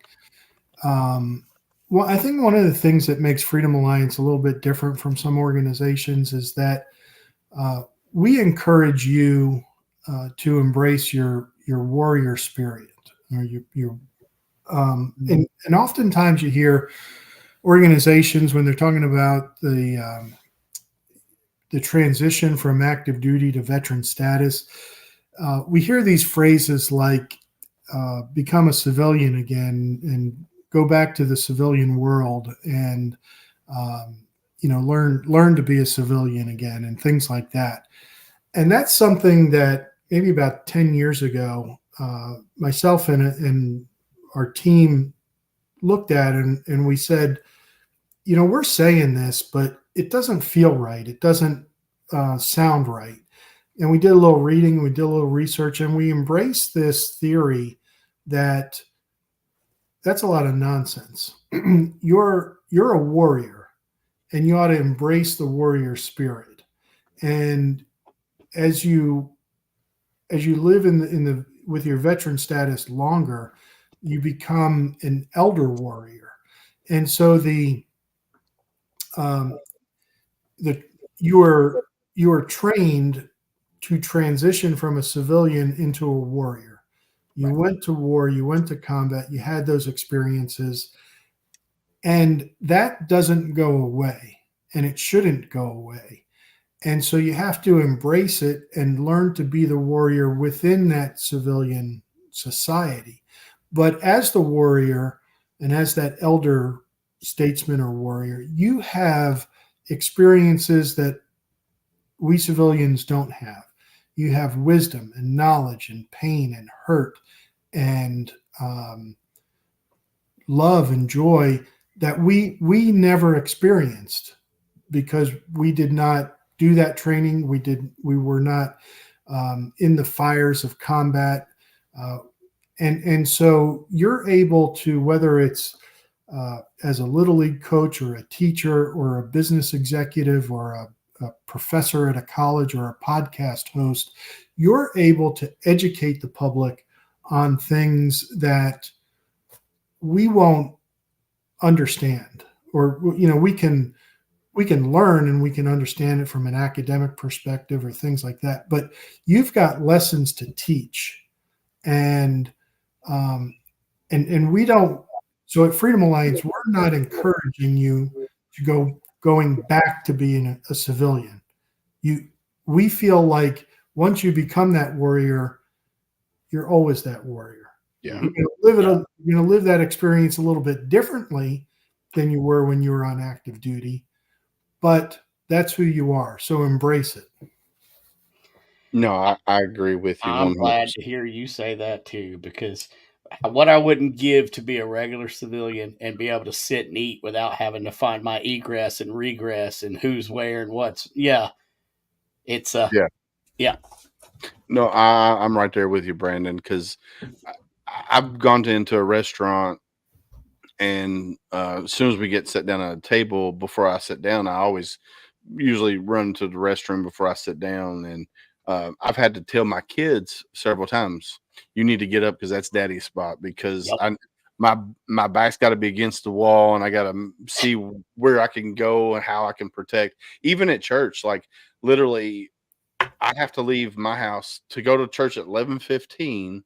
I have to leave my house at 10:45 a.m., get to church by 10:50, and church is letting out, and I have to be going in to get my spot. And Right. usually it's in the middle, but on the end of a row. And I know where my exits are. I know how to cover people because I'm always packing. Like I always have my piece on me, and my hypervigilance, my anxiety, and all that kicks in. And I'd love to be a regular Joe Blow civilian. Don't get me wrong. I love my military service, and I love being the warrior, and I love having my servant's heart that I do have. But I'd love to not have the struggles and not have to, put my wife and kids through that, because it's hard on them knowing, is daddy going to be set off because Right. Joe Blow is, so it's hard on them. And that goes back to earlier when we were talking that the wife and kids serve as well. Even though I didn't have kids while I was in the military, they deal with dad's PTS, and they deal with, is what I'm going to say to my dad, is it going to, is he going to snap at me because I said the wrong thing? Or it's one of those days where in the back of your head, you shit that you saw comes back up, and you're trying to keep it internalized, and all of a sudden your kids say something out of the way, or your wife says something out of the way. And so luckily, I didn't go through the VA. Like I said, I got out in 2004, and I just now started my VA journey. I started at the end of the year, and so I'm going through, all that, and going through therapy and stuff now. Finally got all that set up and ready to go. So I'm learning ways to control my triggers and stuff. But there are times where nothing could be wrong. I could be just, doing my 1,000-yard stare, and one of my kids just says something, and I just snap. Like, I'm not like physical violence or nothing like that. It's just more, verbal, like, and I have to apologize later because I snap at them. I'm Well, like, here's the juxtaposition of that. And I'm going to touch on what Tom said, that, as elder statesmen or warriors, we have wisdom and we have knowledge. Well, our triggers and stuff, when we flip out, it really annoys people. But where the wisdom and the knowledge it lies in is, why don't you ask, how did you get that way? What made you, like, what situations were in, like, that you were in, that turned you into this, Yeah. and there's where the knowledge is. If we could just break that barrier, oh my God, he's got PTSD, he's broken, he's going to stab a couch in the middle of the night. Yeah, and I think one example of that, Brandon, is it's said that many veterans are aggressive or anxious drivers, and the reason for that, the trigger, if you will, is because when you all were in Afghanistan, there's basically one road to get from point A to point B, and that road is, or sections of it are lined with IEDs. If you're in Iraq and you're going through a city with buildings, there's probably snipers there, right, or some other danger. And so those veterans who were behind the wheel in those countries are, when they come home, they're trying to get from point A to point B as quickly as possible or safely as possible. And it could be something like a mailbox or a pedestrian that bag of trash. Yeah. Yes. That just triggers it and, sets off a bad situation. But we've got to be aware of that. And one of the things that's come from that, I think, is there's now these specialized veterans courts, yes, where if they get into a bar fight or a speeding ticket or something like that, that those things can be adjudicated in a forum in which some of these special circumstances hopefully are be able to be taken into consideration. Yeah, no, so Louisville has a veterans court, and I've done some work with some of the veterans that have been put through there, and it's amazing that the veterans court, what they do for veterans, because a lot of police officers have their own form of PTS. Don't get me wrong, that not saying that they don't understand, but a lot of times when they come up to a call, unless they're a veteran themselves, they don't really understand what those veterans are going through. And I like the fact that a lot of big cities are going to veterans courts, and it helps the veteran, it helps them to a point, get them where they need to be to get them help. I would like to, sorry to interrupt, but just to throw in there, because law enforcement, I was a sheriff's deputy for a while. And it's not that first responders don't understand and can't relate, but the way the laws are written, there's nothing that your first responder level can do. Right. And, that's where the change needs to be. Now, are we going to get that in this podcast? Probably not, but it's good to mention. Things are starting to change. Veterans Court, we have it here in the upstate of South Carolina. It's a wonderful thing, but it's a start. So, Chris, I threw it up on the screen a little bit ago, but Tom, he said he would like to link up with Tom, and then he asked me what I thought about it. I think you should link up with them and talk about and discuss how you guys can possibly partner, and if Tom has a veteran that they need help with certain things that they can't do at Freedom Alliance, I think that would be good to have Veteran Hundo Club as a kind of a Rolodex that he could reach out to and say, "Hey, I got a veteran going through this. Can you help them out?" I think that would be a pretty good connection for both organizations, Veteran Hundo Club and Freedom Alliance, because I'm sure that there's things that Hundo Club doesn't do that Freedom Alliance can do, and vice versa. So, Tom, I know we've taken a lot of your time, and I know you're not at home at the present moment in time.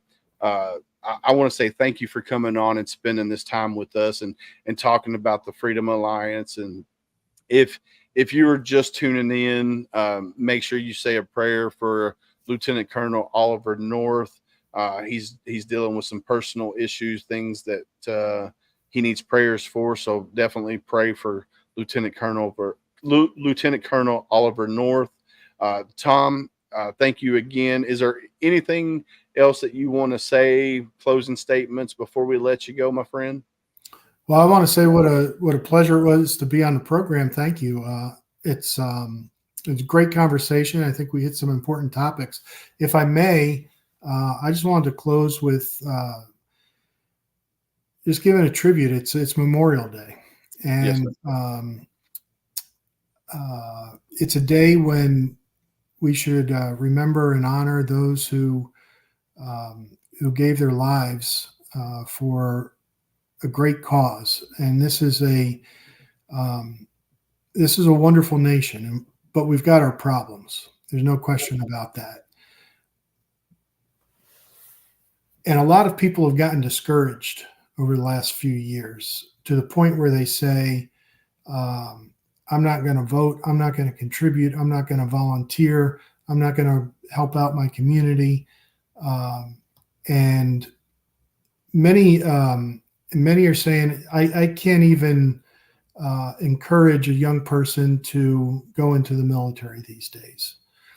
Well, my perspective on that is I think we need great people in these institutions to make them better, to change it up. And I was not at Arlington Cemetery today, but I go there several times a year. And, you've got, there's a lot to see there. You've got Kennedy's grave, and you've got the Tomb of the Unknown, and Section 27, which is one of the oldest sections, dates back to the Civil War. And then, of course, you've got Section 60. So those first few that I mentioned they're very interesting from a historical perspective, right? Yeah. And an academic perspective. But at Section 60, that's where so many of the Iraq and Afghanistan veterans lie in rest. And it's an interesting place because it evokes a lot of emotions. And some of those emotions they're obviously grief and sadness, but there's also hope and love. And it seems like every time I go there, especially when we've got some of our scholarship students with us, there is inevitably, you run into somebody else who is there and you have a conversation, and there's a common purpose. It's a place of meeting and renewal and camaraderie. It is to this generation of veterans very much like the Vietnam Wall is to the Vietnam veterans. And so when I go over there, I have never met any of those men who are lying beneath those tombstones. But I've come to know many of them through their families and the work we do at Freedom Alliance. And it is just an honor to have heard their stories, to have learned what kind of parent they were, what kind of warrior they were, what kind of husband or wife they were. And so I just want to say to all the families out there listening to us or grieving today, we love you, we care for you, and we ask God's blessing upon you. Definitely. One thing I just remembered that we didn't hit on, your ambassador program. Do you want to touch on that a little bit with what Reese is doing with your ambassador program? Sure. So Reese Carwile is one of nearly 700 students who are on scholarship with Freedom Alliance. They get that scholarship because their parent was killed or disabled in military service. And Reese serves as our ambassador this year. So her dad was killed in Afghanistan. And when she was very young, I think she was 5 years old, and her younger sister was about 3 years old when he died. And now both of them are on scholarship with us. Reese is what she does is she goes around the country. She speaks to our supporters, community groups, and just represents the other hundreds of students who are on scholarship, represents the organization, and does a fantastic job. Willis, when we first met, it was on the other program, the Misfit Nation, and Reese was able to be with us. She could not be with us today because she was out at the Indy 500 this weekend, representing Freedom Alliance. And Nice. but we have one of these students each year, and so for them, they're doing great work for the organization and talking about the other students. But it's also cathartic for them because everywhere she goes, she gets to talk about an American hero, the one that's closest to her heart, First Lieutenant Don Carwile, who died in Afghanistan and was a police officer as well, served in the Army. And she just wants people to know about her dad, and we want her to tell them, to keep his memory alive. And the best way to do that is through this beautiful young lady who represents her family and her father so well, and represents our organization in a great way too. I love Reese it. is a student at Ole Miss. She is studying medicine. She's taking all those courses that I can't even pronounce, right? Right, I get it. Yeah.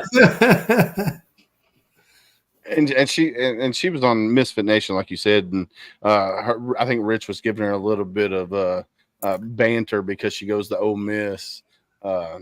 Yes. So I think it's pretty neat, and she took it like a champ too, and she gave it back to him too. I mean, yes, she did. I loved it, and I love the fact that you guys have the ambassador program where children of the fallen or disabled can go around the country and talk about their hero. That's awesome in itself, and what you guys do at Freedom Alliance, where you care for the children and the families, and then everything else that you guys do is awesome. So definitely want to thank you again for coming on here and hanging out with us. I know you got things that you got to be doing. You're a busy man, and Christopher Raymond, he put his email in the chat there, but I'll get you connected after the show. I'll get you to connect via email. That way you guys can start talking and work on whatever you guys need to work on to be kind of partners in a sense partners. So definitely thank you again for coming on here. And I want to thank Rich LaMonica from the Misfit Nation for connecting us together. And it was meant to be. Today being Memorial Day, we didn't have a show set up for today because it is Memorial Day, but it was just worked out good. It was meant to be. Let's just put it that way. The man upstairs always has a plan, and today it was meant to be that you guys came on here and to hang out with us and tell your story and tell us about the Freedom Alliance. So thank you again. It was our pleasure to have you on. Anytime that you want to come back on and talk about some of the things that you guys got coming on, feel free to reach out to me via email, and I'll get you scheduled, even if I have to do a special episode. And we'll have to get you on Veterans Voice Radio. I'd love to do an interview with you on our radio, and we can talk about that offline. Happy to. Thank you. So I'll get you connected with Chris as well, and then I'll get you connected with Brandon as well. And we'll get you on Veterans Voice Radio and talk about it, and we'll go from there. So thank you again. Be safe on your travels home. I don't know if you're worried about the weather in your area. I know it came through here last night, so definitely be safe on your travels home, my friend. We're good. Thank you all. God Thank bless. you. Thank you so Have much. a good night. All right, bye-bye. Bye-bye. How cool was that? Man, that was awesome. Dude, that was way awesome. I mean, I saw his show the other night on Misfit Nation with Rich, and you know, and they had Reese on there, and she was talking about her dad, and it was just meant to be. It just fell in place. Like I said, you know, I didn't have a show on Sunday because weather knocked out my power here. Right.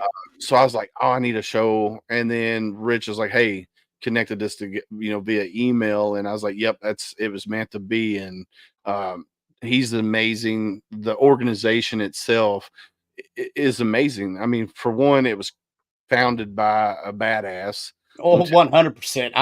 I'm familiar with Ali and some of his cohorts, and yeah, he's still a badass, man. He's going through some stuff right now, but that man's still a badass. Oh, he's still kicking ass and taking names. I mean, that's for damn sure. And the organization's been around for 20 plus years. So they're not no fly by night kind of organization. They're not Wounded Warrior Project. The first iteration, they've cleaned up. You can't say something bad without saying something good. Yeah, they've cleaned up a lot. They've done a lot better. But that's my beacon in the light of BS nonprofits. And Freedom Alliance is not even a blip on the radar. They are amazing. Yeah, I mean, they're, and like I said, you can go to their website, freedomalliance.org. We'll throw it up here on the screen again.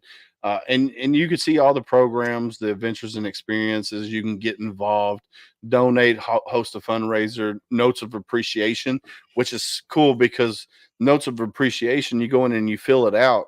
They send that overseas. So that's super cool. That's amazing. Like my little story about the care packages with the little notes from elementary school. I mean, it means a lot. It really does. Oh, it does. I remember getting them when I was overseas, and with the care package from Idaho or wherever, and it's for soldiers that are deployed, military personnel. I don't want to just use the word soldiers because then I'm saying army, but military personnel who are deployed to get those care packages, whether it be socks, whether it be beef jerky. If there's a handwritten note from a student in there, whether it be written in crayon or unreadable cursive writing, back in the day.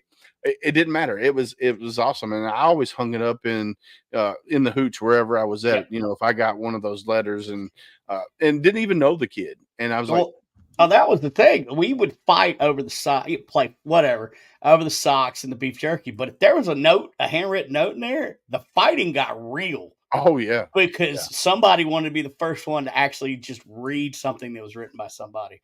That's how important it is. That old country song, "Letters from Home." Boy, howdy, it's real. Yes, it definitely is. And that's even like if you're going through boot camp. I got a really good friend of mine, Mr. Stidham, and his wife. Their oldest son, or not oldest, but one of their sons is in boot camp right now, Marine Corps boot camp. He's down at Parris Island, and I'm like, they were asking me all kinds of questions, and I'm like, make sure he gets letters from home. Yes. From mom, dad. Don't write them together. Write them separately so he gets letters.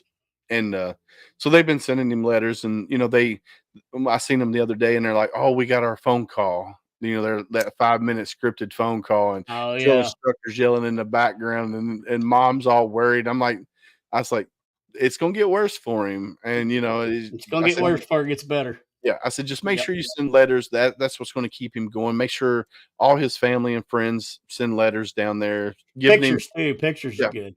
Yep. Well, now they do digital. Like they can upload digital pictures, and they only allow them so many pictures that they can get in boot camp now.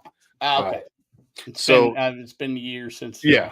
Yeah, so they do digital pictures. They can only get so many, but no, what Freedom Alliance does, man, they're you can go to their website, freedomalliance.org, click on the About Us and go down to transparency, and you can see their 990 there on their website, which a lot of organizations don't do. Yep.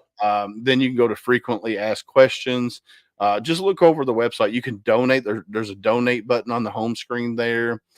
You can follow them on LinkedIn, Twitter, YouTube, Instagram, Facebook. Follow them. Make sure you say a prayer for Lieutenant Colonel Oliver North. Check them out. They do couples retreats. They do a little bit of everything. So yeah, man. Let's pay the bills real quick because I haven't done that today. Let's do it. If you're out there and you're in the music business, check out talenttalents.com. What Chris Hawks does, he does for free. If you're a band, venue, promoter, anything, if you want to get booked in the Louisville, Kentuckiana area, and he's even got connections in other states as well, check out talenttalents.com. If you're local in the Louisville area and you want to get, if you're a band, whatever, if you're in the music business, check out Louisville Local Entertainment, which is Rick Ames. He's a Navy/Marine Corps veteran. If you like shirts, I'm not wearing it tonight because I was wearing a Memorial Day shirt, saying the one I'm wearing. Check out sameflagsameoath.com. Homefront Sit Rep has a shirt there. It's a co-branded shirt. It says Marine It Down. It's written in red crown. It's got the Same Flag, Same Oath logo on one arm. It's got the Homefront Sit Rep logo on the other. It's got your 6 on the back. That shirt there, if you go to sameflagsameoath.com, go to co-branded, scroll down, find Homefront Sit Reps Marine It Down shirt. At the end of the year, Homefront Sit Rep's going to get 25% of all sales of that shirt. What Homefront Sit Rep is going to do, we're going to take that shirt or that 25% of whatever we get. We're going to find all the Kentucky veteran service organizations. We're going to put them in a randomizer and we're going to hit go. Whoever it lands on is going to get that check. Homefront Sit Rep's not going to keep a dime of that 25% that we get. So the more people that buy the shirt, you don't even have to be a Marine. It basically is a play on the dumb it down method. Keep it simple, stupid. That's basically what it's a play on. So get that shirt, represent Homefront Sit Rep, and then help us help an organization at the end of the year. And then if you're in the market to buy a new home, check out Veteran Mortgage Solutions, Mac Verdi and his team out there. All veterans, they know the ins and outs of veteran home loans and stuff like that. So check out them. Let's play the videos real quick. Owner of Talon Talents here, and I just want to say that we are ecstatic to be a major sponsor of Homefront Sit Rep, a community that is ran by veterans and made for veterans.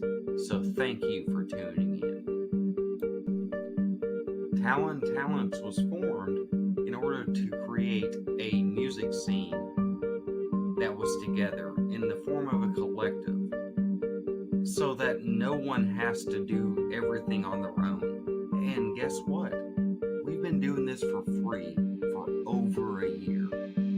So please go and check out Talon Talents through Facebook or through our official website at www.talenttalents.com. We'd love to hear from you. Thank you again for tuning in to Homefront Sit Rep, a veteran-owned and operated podcast just for you.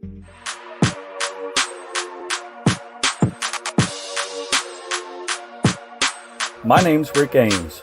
I own Louisville Local Entertainment, a company for music shows, promotions, and bookings in the Louisville music scene.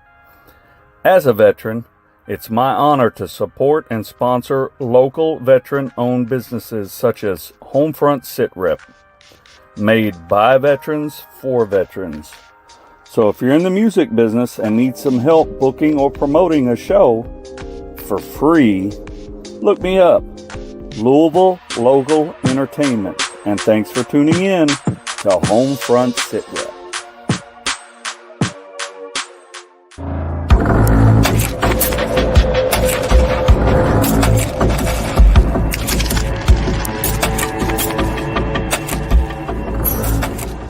Gear up in style wearing Got Your Six apparel. Every purchase makes a difference. It's more than just clothing, it's a statement of gratitude. Upgrade without breaking the bank. Discover cost-effective, high-quality clothing made in the USA. Each shirt is handcrafted by our team in the great state of Texas and shipped for free to your front door. Got Your Six is where quality meets purpose. We're a small veteran-owned business that takes pride in the mission and the value of our products. Join us in growing a community, supporting our heroes, veterans, and first responders by wearing a custom design. I thought you'd never ask. Visit sameflagsameoath.com and use the code TRIPLETHREAT for 10% off. Follow us on all social media platforms for any upcoming releases or events, and you can reach out to us with questions anytime. We are here to support our brothers and sisters.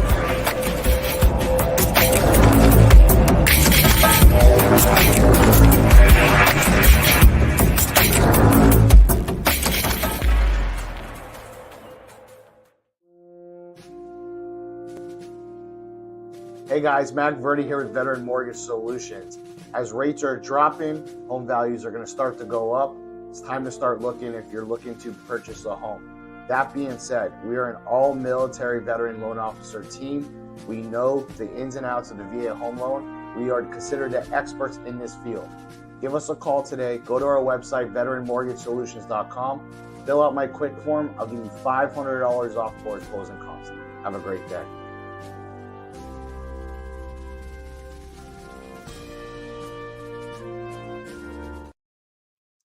And we're back.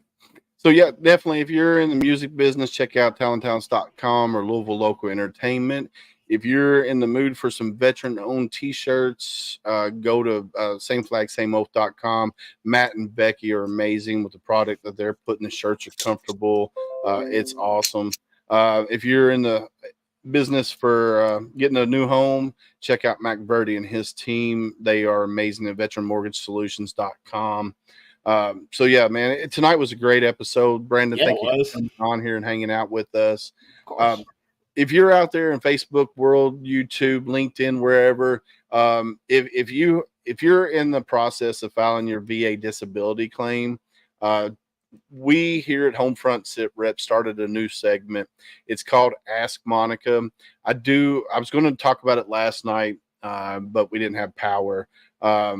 We had our first question come in.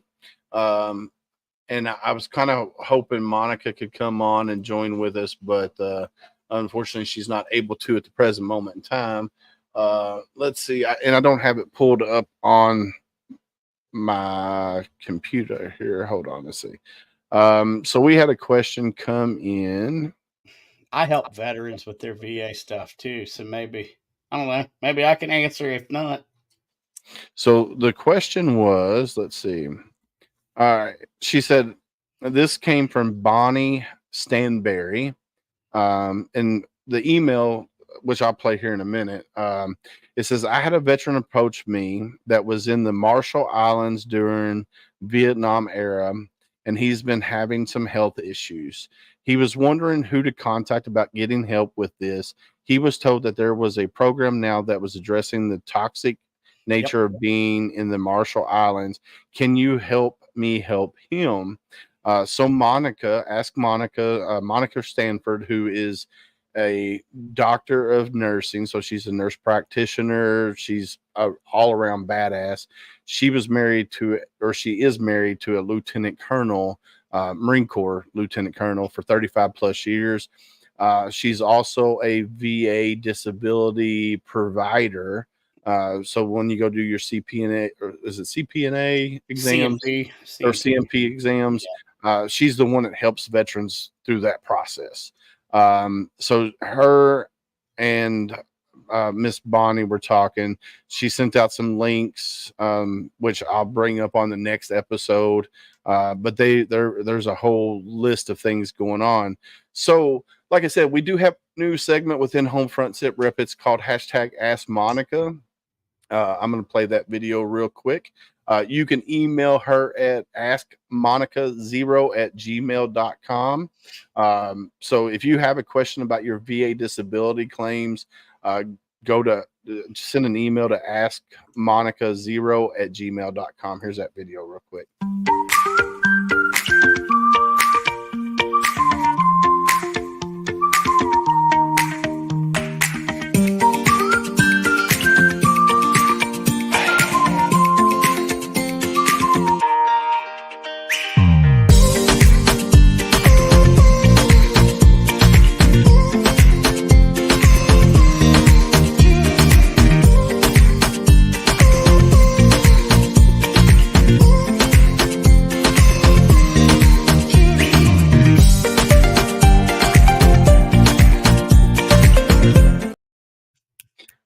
I love that music, dude. I couldn't stop dancing, dude. That music, well, all right. awesome. But no, yeah. So if you have questions about your VA disability claim, askmonica0@gmail.com, or you can maybe possibly do the hashtag #AskMonica, and we'll get those notifications of questions out there. We're also getting ready to start a new segment with my buddy Will Creasman, who's a therapist. He's former military Army guy. He's now embedded with the units as a civilian at Fort Knox, Kentucky. He also has his own business called Courageous Endeavors with Will Creasman. So we're going to start a new segment with him as well. So if you have like questions about therapy and stuff like that, he'll be able to help those. So we're going to get Will back up on the show. We had him on early on when we first started podcasting on our audio only, so I haven't had him back on since we started doing video. So I'm going to get him back up here, and we're going to talk about the Ask Will or something. I ain't figured out what I'm going to name it yet, but maybe me and him can come up with something. Christopher Raymond says, "What's up, Brandon?" But yeah, man, tonight was a great episode. Brandon, I want to thank you for coming on here and hanging out with me, man. No problem. You caught me at a good time. Well, that's awesome. I'm glad you responded, and I thank you for coming on here. One of the things that we always talk about here at Homefront Sit Rep is to ask that next hard question. I can walk up to Brandon and I can say, "Hey, Brandon, how you doing?" More than likely, he's going to say, "I'm okay. I'm hanging in there," something of that nature. But you have to ask that next hard question. "Brandon, how you really doing?" More than likely, Brandon's going to open up.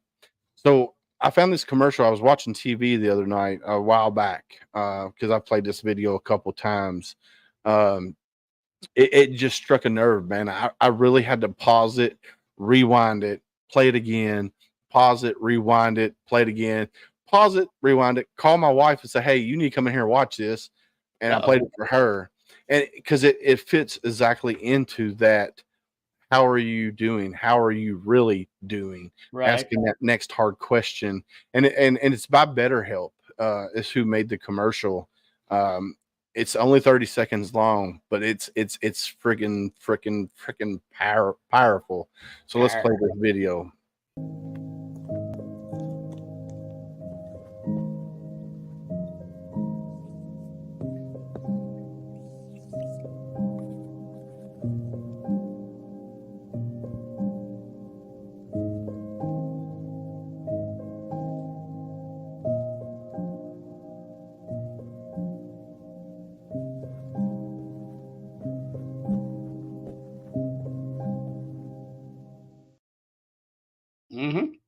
Very, very powerful. Because here's the thing. I've said everything that was on that whiteboard that they wrote. I was getting ready to say, 'cause that's the first time I've seen that commercial. I've said, "Oh, I'm hanging in there and living the dream," or like my go-tos. Yeah, yeah. And it's a constant, man. It's a constant. And unfortunately, us as veterans, we got that macho mentality that if somebody says, "Hey, how you doing?" "Oh, I'm okay. I'm hanging in there. I'm living the dream." Yep. Even though we're internally friggin' tore up from the floor up. Screaming on the inside. Yeah, screaming. And, you know, we say it here all the time that if you want to ask that next hard question, be ready. don't just say it in passing and don't really mean it. Because if you ask that next hard question, be ready for a conversation, whether it be 30 minutes, whether it be an hour, 2 hours, 3 hours. Yep. Make sure you've got time to answer and listen, because sometimes that's all we need is that little extra. How are you really doing?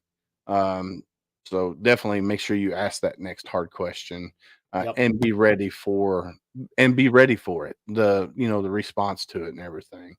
And with it being Memorial Day, guys, ladies and gents out there, make sure you remember and you honor the sacrifice of our fallen brothers and sisters out there that paid the ultimate sacrifice. Yep. Because your freedom is a debt that you could never repay. And I hate to say it that way, but that's the way it is. Well, I mean, it is what it is. And also, if you're out there and if you're like us and lost brothers and stuff, and over there, and Memorial Day's hitting hard, it's never too late to call 988. Yeah. I mean, look, even if you don't want to talk to the Veteran Suicide Hotline, you can text 988 and they'll have a text conversation with you, and just talk to you. Like, they're not going to immediately call the cops and blah, blah, blah on you. And it's anonymous too. When you dial 988, it's anonymous. You don't have to tell them your name. Nope. You don't have to tell them where you're at. None of that. It's anonymous. If you want to tell them your information, you can. They're not going to ask you for it, but if you want to tell them, you can. Yeah, the only way that they will ask you for that information is if you are actively a threat to yourself or others. Yep. Other than that, it's you can come up with whatever name you want. And you don't even have to be a veteran to call that. If you're a family member of a veteran, dial that number and they will talk to you as well. Yeah, 988. See, veterans, it's 988, press 1. Yep. Everybody else, 988. Yep. There you go. Yep. And then with this being Memorial Day, I'm gonna play this little 13-second clip that I played at the beginning of the show, because this thing is powerful, man. It's just powerful. Yep.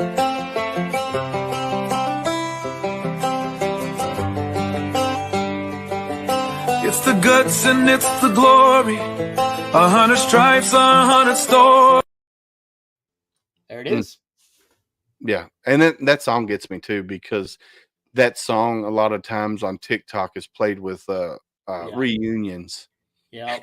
And I'm telling you what, I'm a Marine, I'm a macho mother trucker, but those reunion videos get me every time. Oh, they destroy me because I never had any. No, me neither. Me neither. And yeah, I mean, I can't say that I didn't have reunions, but the one reunion I remember was a bad reunion because I caught her in fucking bed with us. I mean, yeah, I'm just saying, like, I didn't get to surprise my kid at the. Yeah. So those veterans that get to, oh my God, it's amazing. And I cry too, bro. Oh, dude, I cry like a baby, and I'll be sitting in my work truck or sitting at home and be scrolling through TikTok, and the algorithm. You're scrolling through TikTok and you watch a video.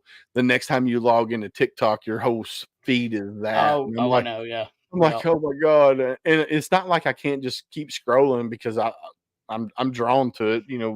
It's like, holy cow, but yeah, you definitely have to take a moment and remember and honor the sacrifices of the fallen. And because everybody in your life, 6 degrees of separation, somebody in your life has lost a loved one in one of the conflicts, wars, whatever you want to call them, since World War One, or even before World War One. Somebody somewhere down the line has, you lost somebody they loved. So definitely honor and remember those guys. Yep. Brandon, thank you again, sir. You got any closing statements you want to talk about? Veterans Voice Radio, Military United podcast streams? Yeah, I will just real quick. I know it's been a long stream, but Veterans Voice Radio, we have just swapped over to some new improved equipment. We're getting everything set up. It's Veteran, no S this time. We had to drop the S. But if you want to come see us, veteranvoiceradio.com. Check us out. Go to that tells you everything about MUPS and everything. Donation links there. Also, you can click. We have Ranger Rockway, which is our rock station. We've got Simplify Country, our country station, and we've got our veteran mix. And you can click on the Facebook or the website, and you can pick what you want to listen to. It's nothing but veterans and their dependents that are not signed. We're rocking out with them every day. I'm a DJ on there. Willis is going to be a DJ on the countryside, hopefully soon, I think. Yeah, we're going to work on that, get everything set up. But I mean, we're up and running. There's not many live DJs, but the music is pumping. So if you just want something with no interruptions, just put it on, listen to it, check us out. We're expanding. And if you want to be a DJ, reach out to Brandon. Brandon will throw his email out there in contact in the chats. Yep. If you want to be a DJ, reach out to Brandon. Let us know. You can even send us an email. Reach out to Brandon on Facebook. Reach out to me. We're definitely looking for people to come on, and it's internet radio. So you basically go in, you do your playlist. You can set up when you do, you want to talk or anything like that. Yep. And just set at your computer, man, and have a conversation. And man, and then check out on Roku. We got to bring that up. We got our Roku app, Military United Podcast. If you go to Roku, go to apps, search, type in there Military United Podcast Stream, all individual words, which is down at the bottom of the screen here.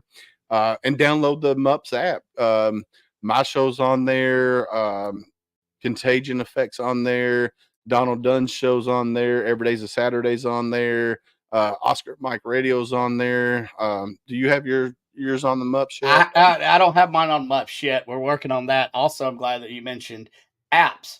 Veteran Voice Radio. We've got an app for Apple and Android. We're just waiting on the final approvals, but it's going to look like what's behind me. So then you'll be able to take us wherever you go, because you want to take me where you go. Yeah, you definitely want to listen to and support our brothers and sisters out there that's in the music business. We had Hero Stock join us earlier, Jason Steiner, MUPS, and Homefront Sit Rep, and we're all involved with Hero Stock. I'm trying to get Hero Stock here in Kentucky. Me and Jason have talked. I had him on the show, and I've had a conversation with the mayor in Shepherdsville and the Bullitt County Chamber of Commerce.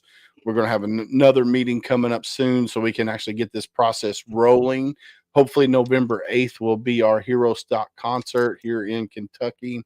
And I'll be, me and Donald will be at the one in Rolla, Missouri, coming up at the end of next month. Then I'll be probably at the one in Nashville when it goes. And since you've got Kentucky, I'm going to run on up that way if it happens to be this year, because that's not far.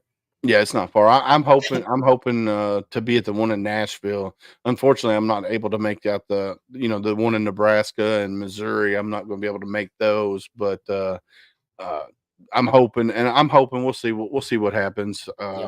Christopher Raymond says, my God, my homework list is big. I'm telling you, Chris, you don't even realize the momentum that has happened. So if you go to Veteran Hundo Club's website, Homefront Sit Rep is one of the official podcasts, for Veteran Hundo Club. But here's something cool. And I don't know if you were on the call the other day, Brandon, when this was brought up. I think you had already jumped off. So there is a website out there, 100 Best Veteran Podcast. So I'm gonna make this full screen. Look who's number one on 100 Best Veteran Podcast. And this is because of you guys, the listeners, whether you're on Facebook, LinkedIn, YouTube, wherever you're watching Homefront Sit Rep.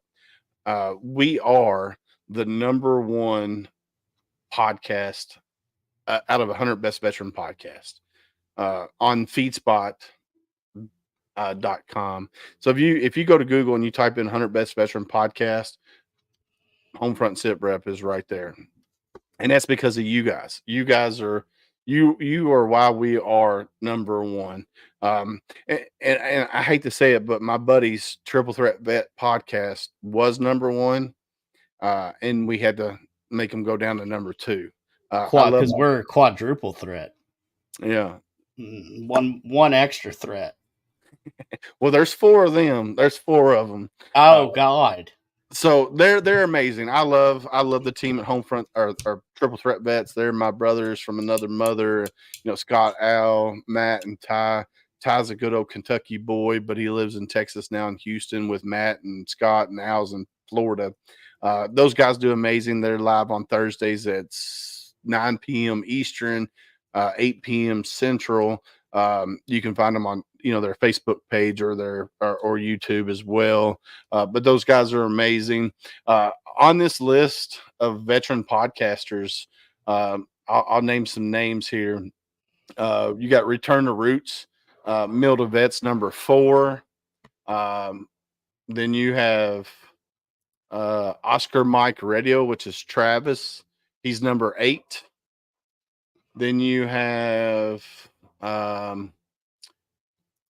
where Every Day's a Saturday, USMC veteran, which is Brian Roof is number 16. Then you got number 18. You got Misfit Nation, which is Rich LaMonica.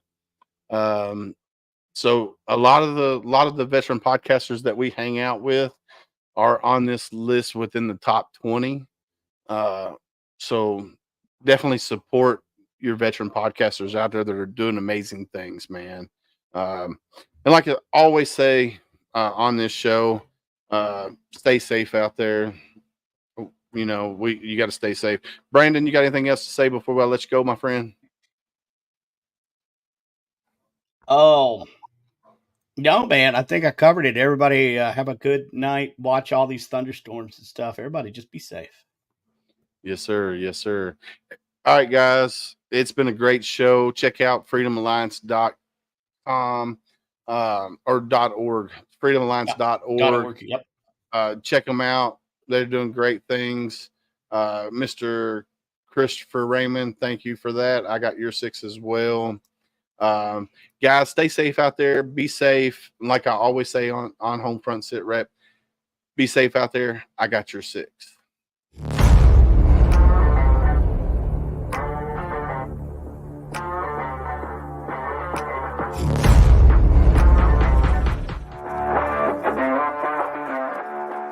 Thanks for listening. Hope you enjoyed this show. Suggestions and comments are always welcome. Cannot wait to have another great show with y'all. Don't forget you can find Homefront Sit Rep on Apple, Amazon, Spotify, or wherever you get your favorite podcasts. Stay safe out there. I got your 6.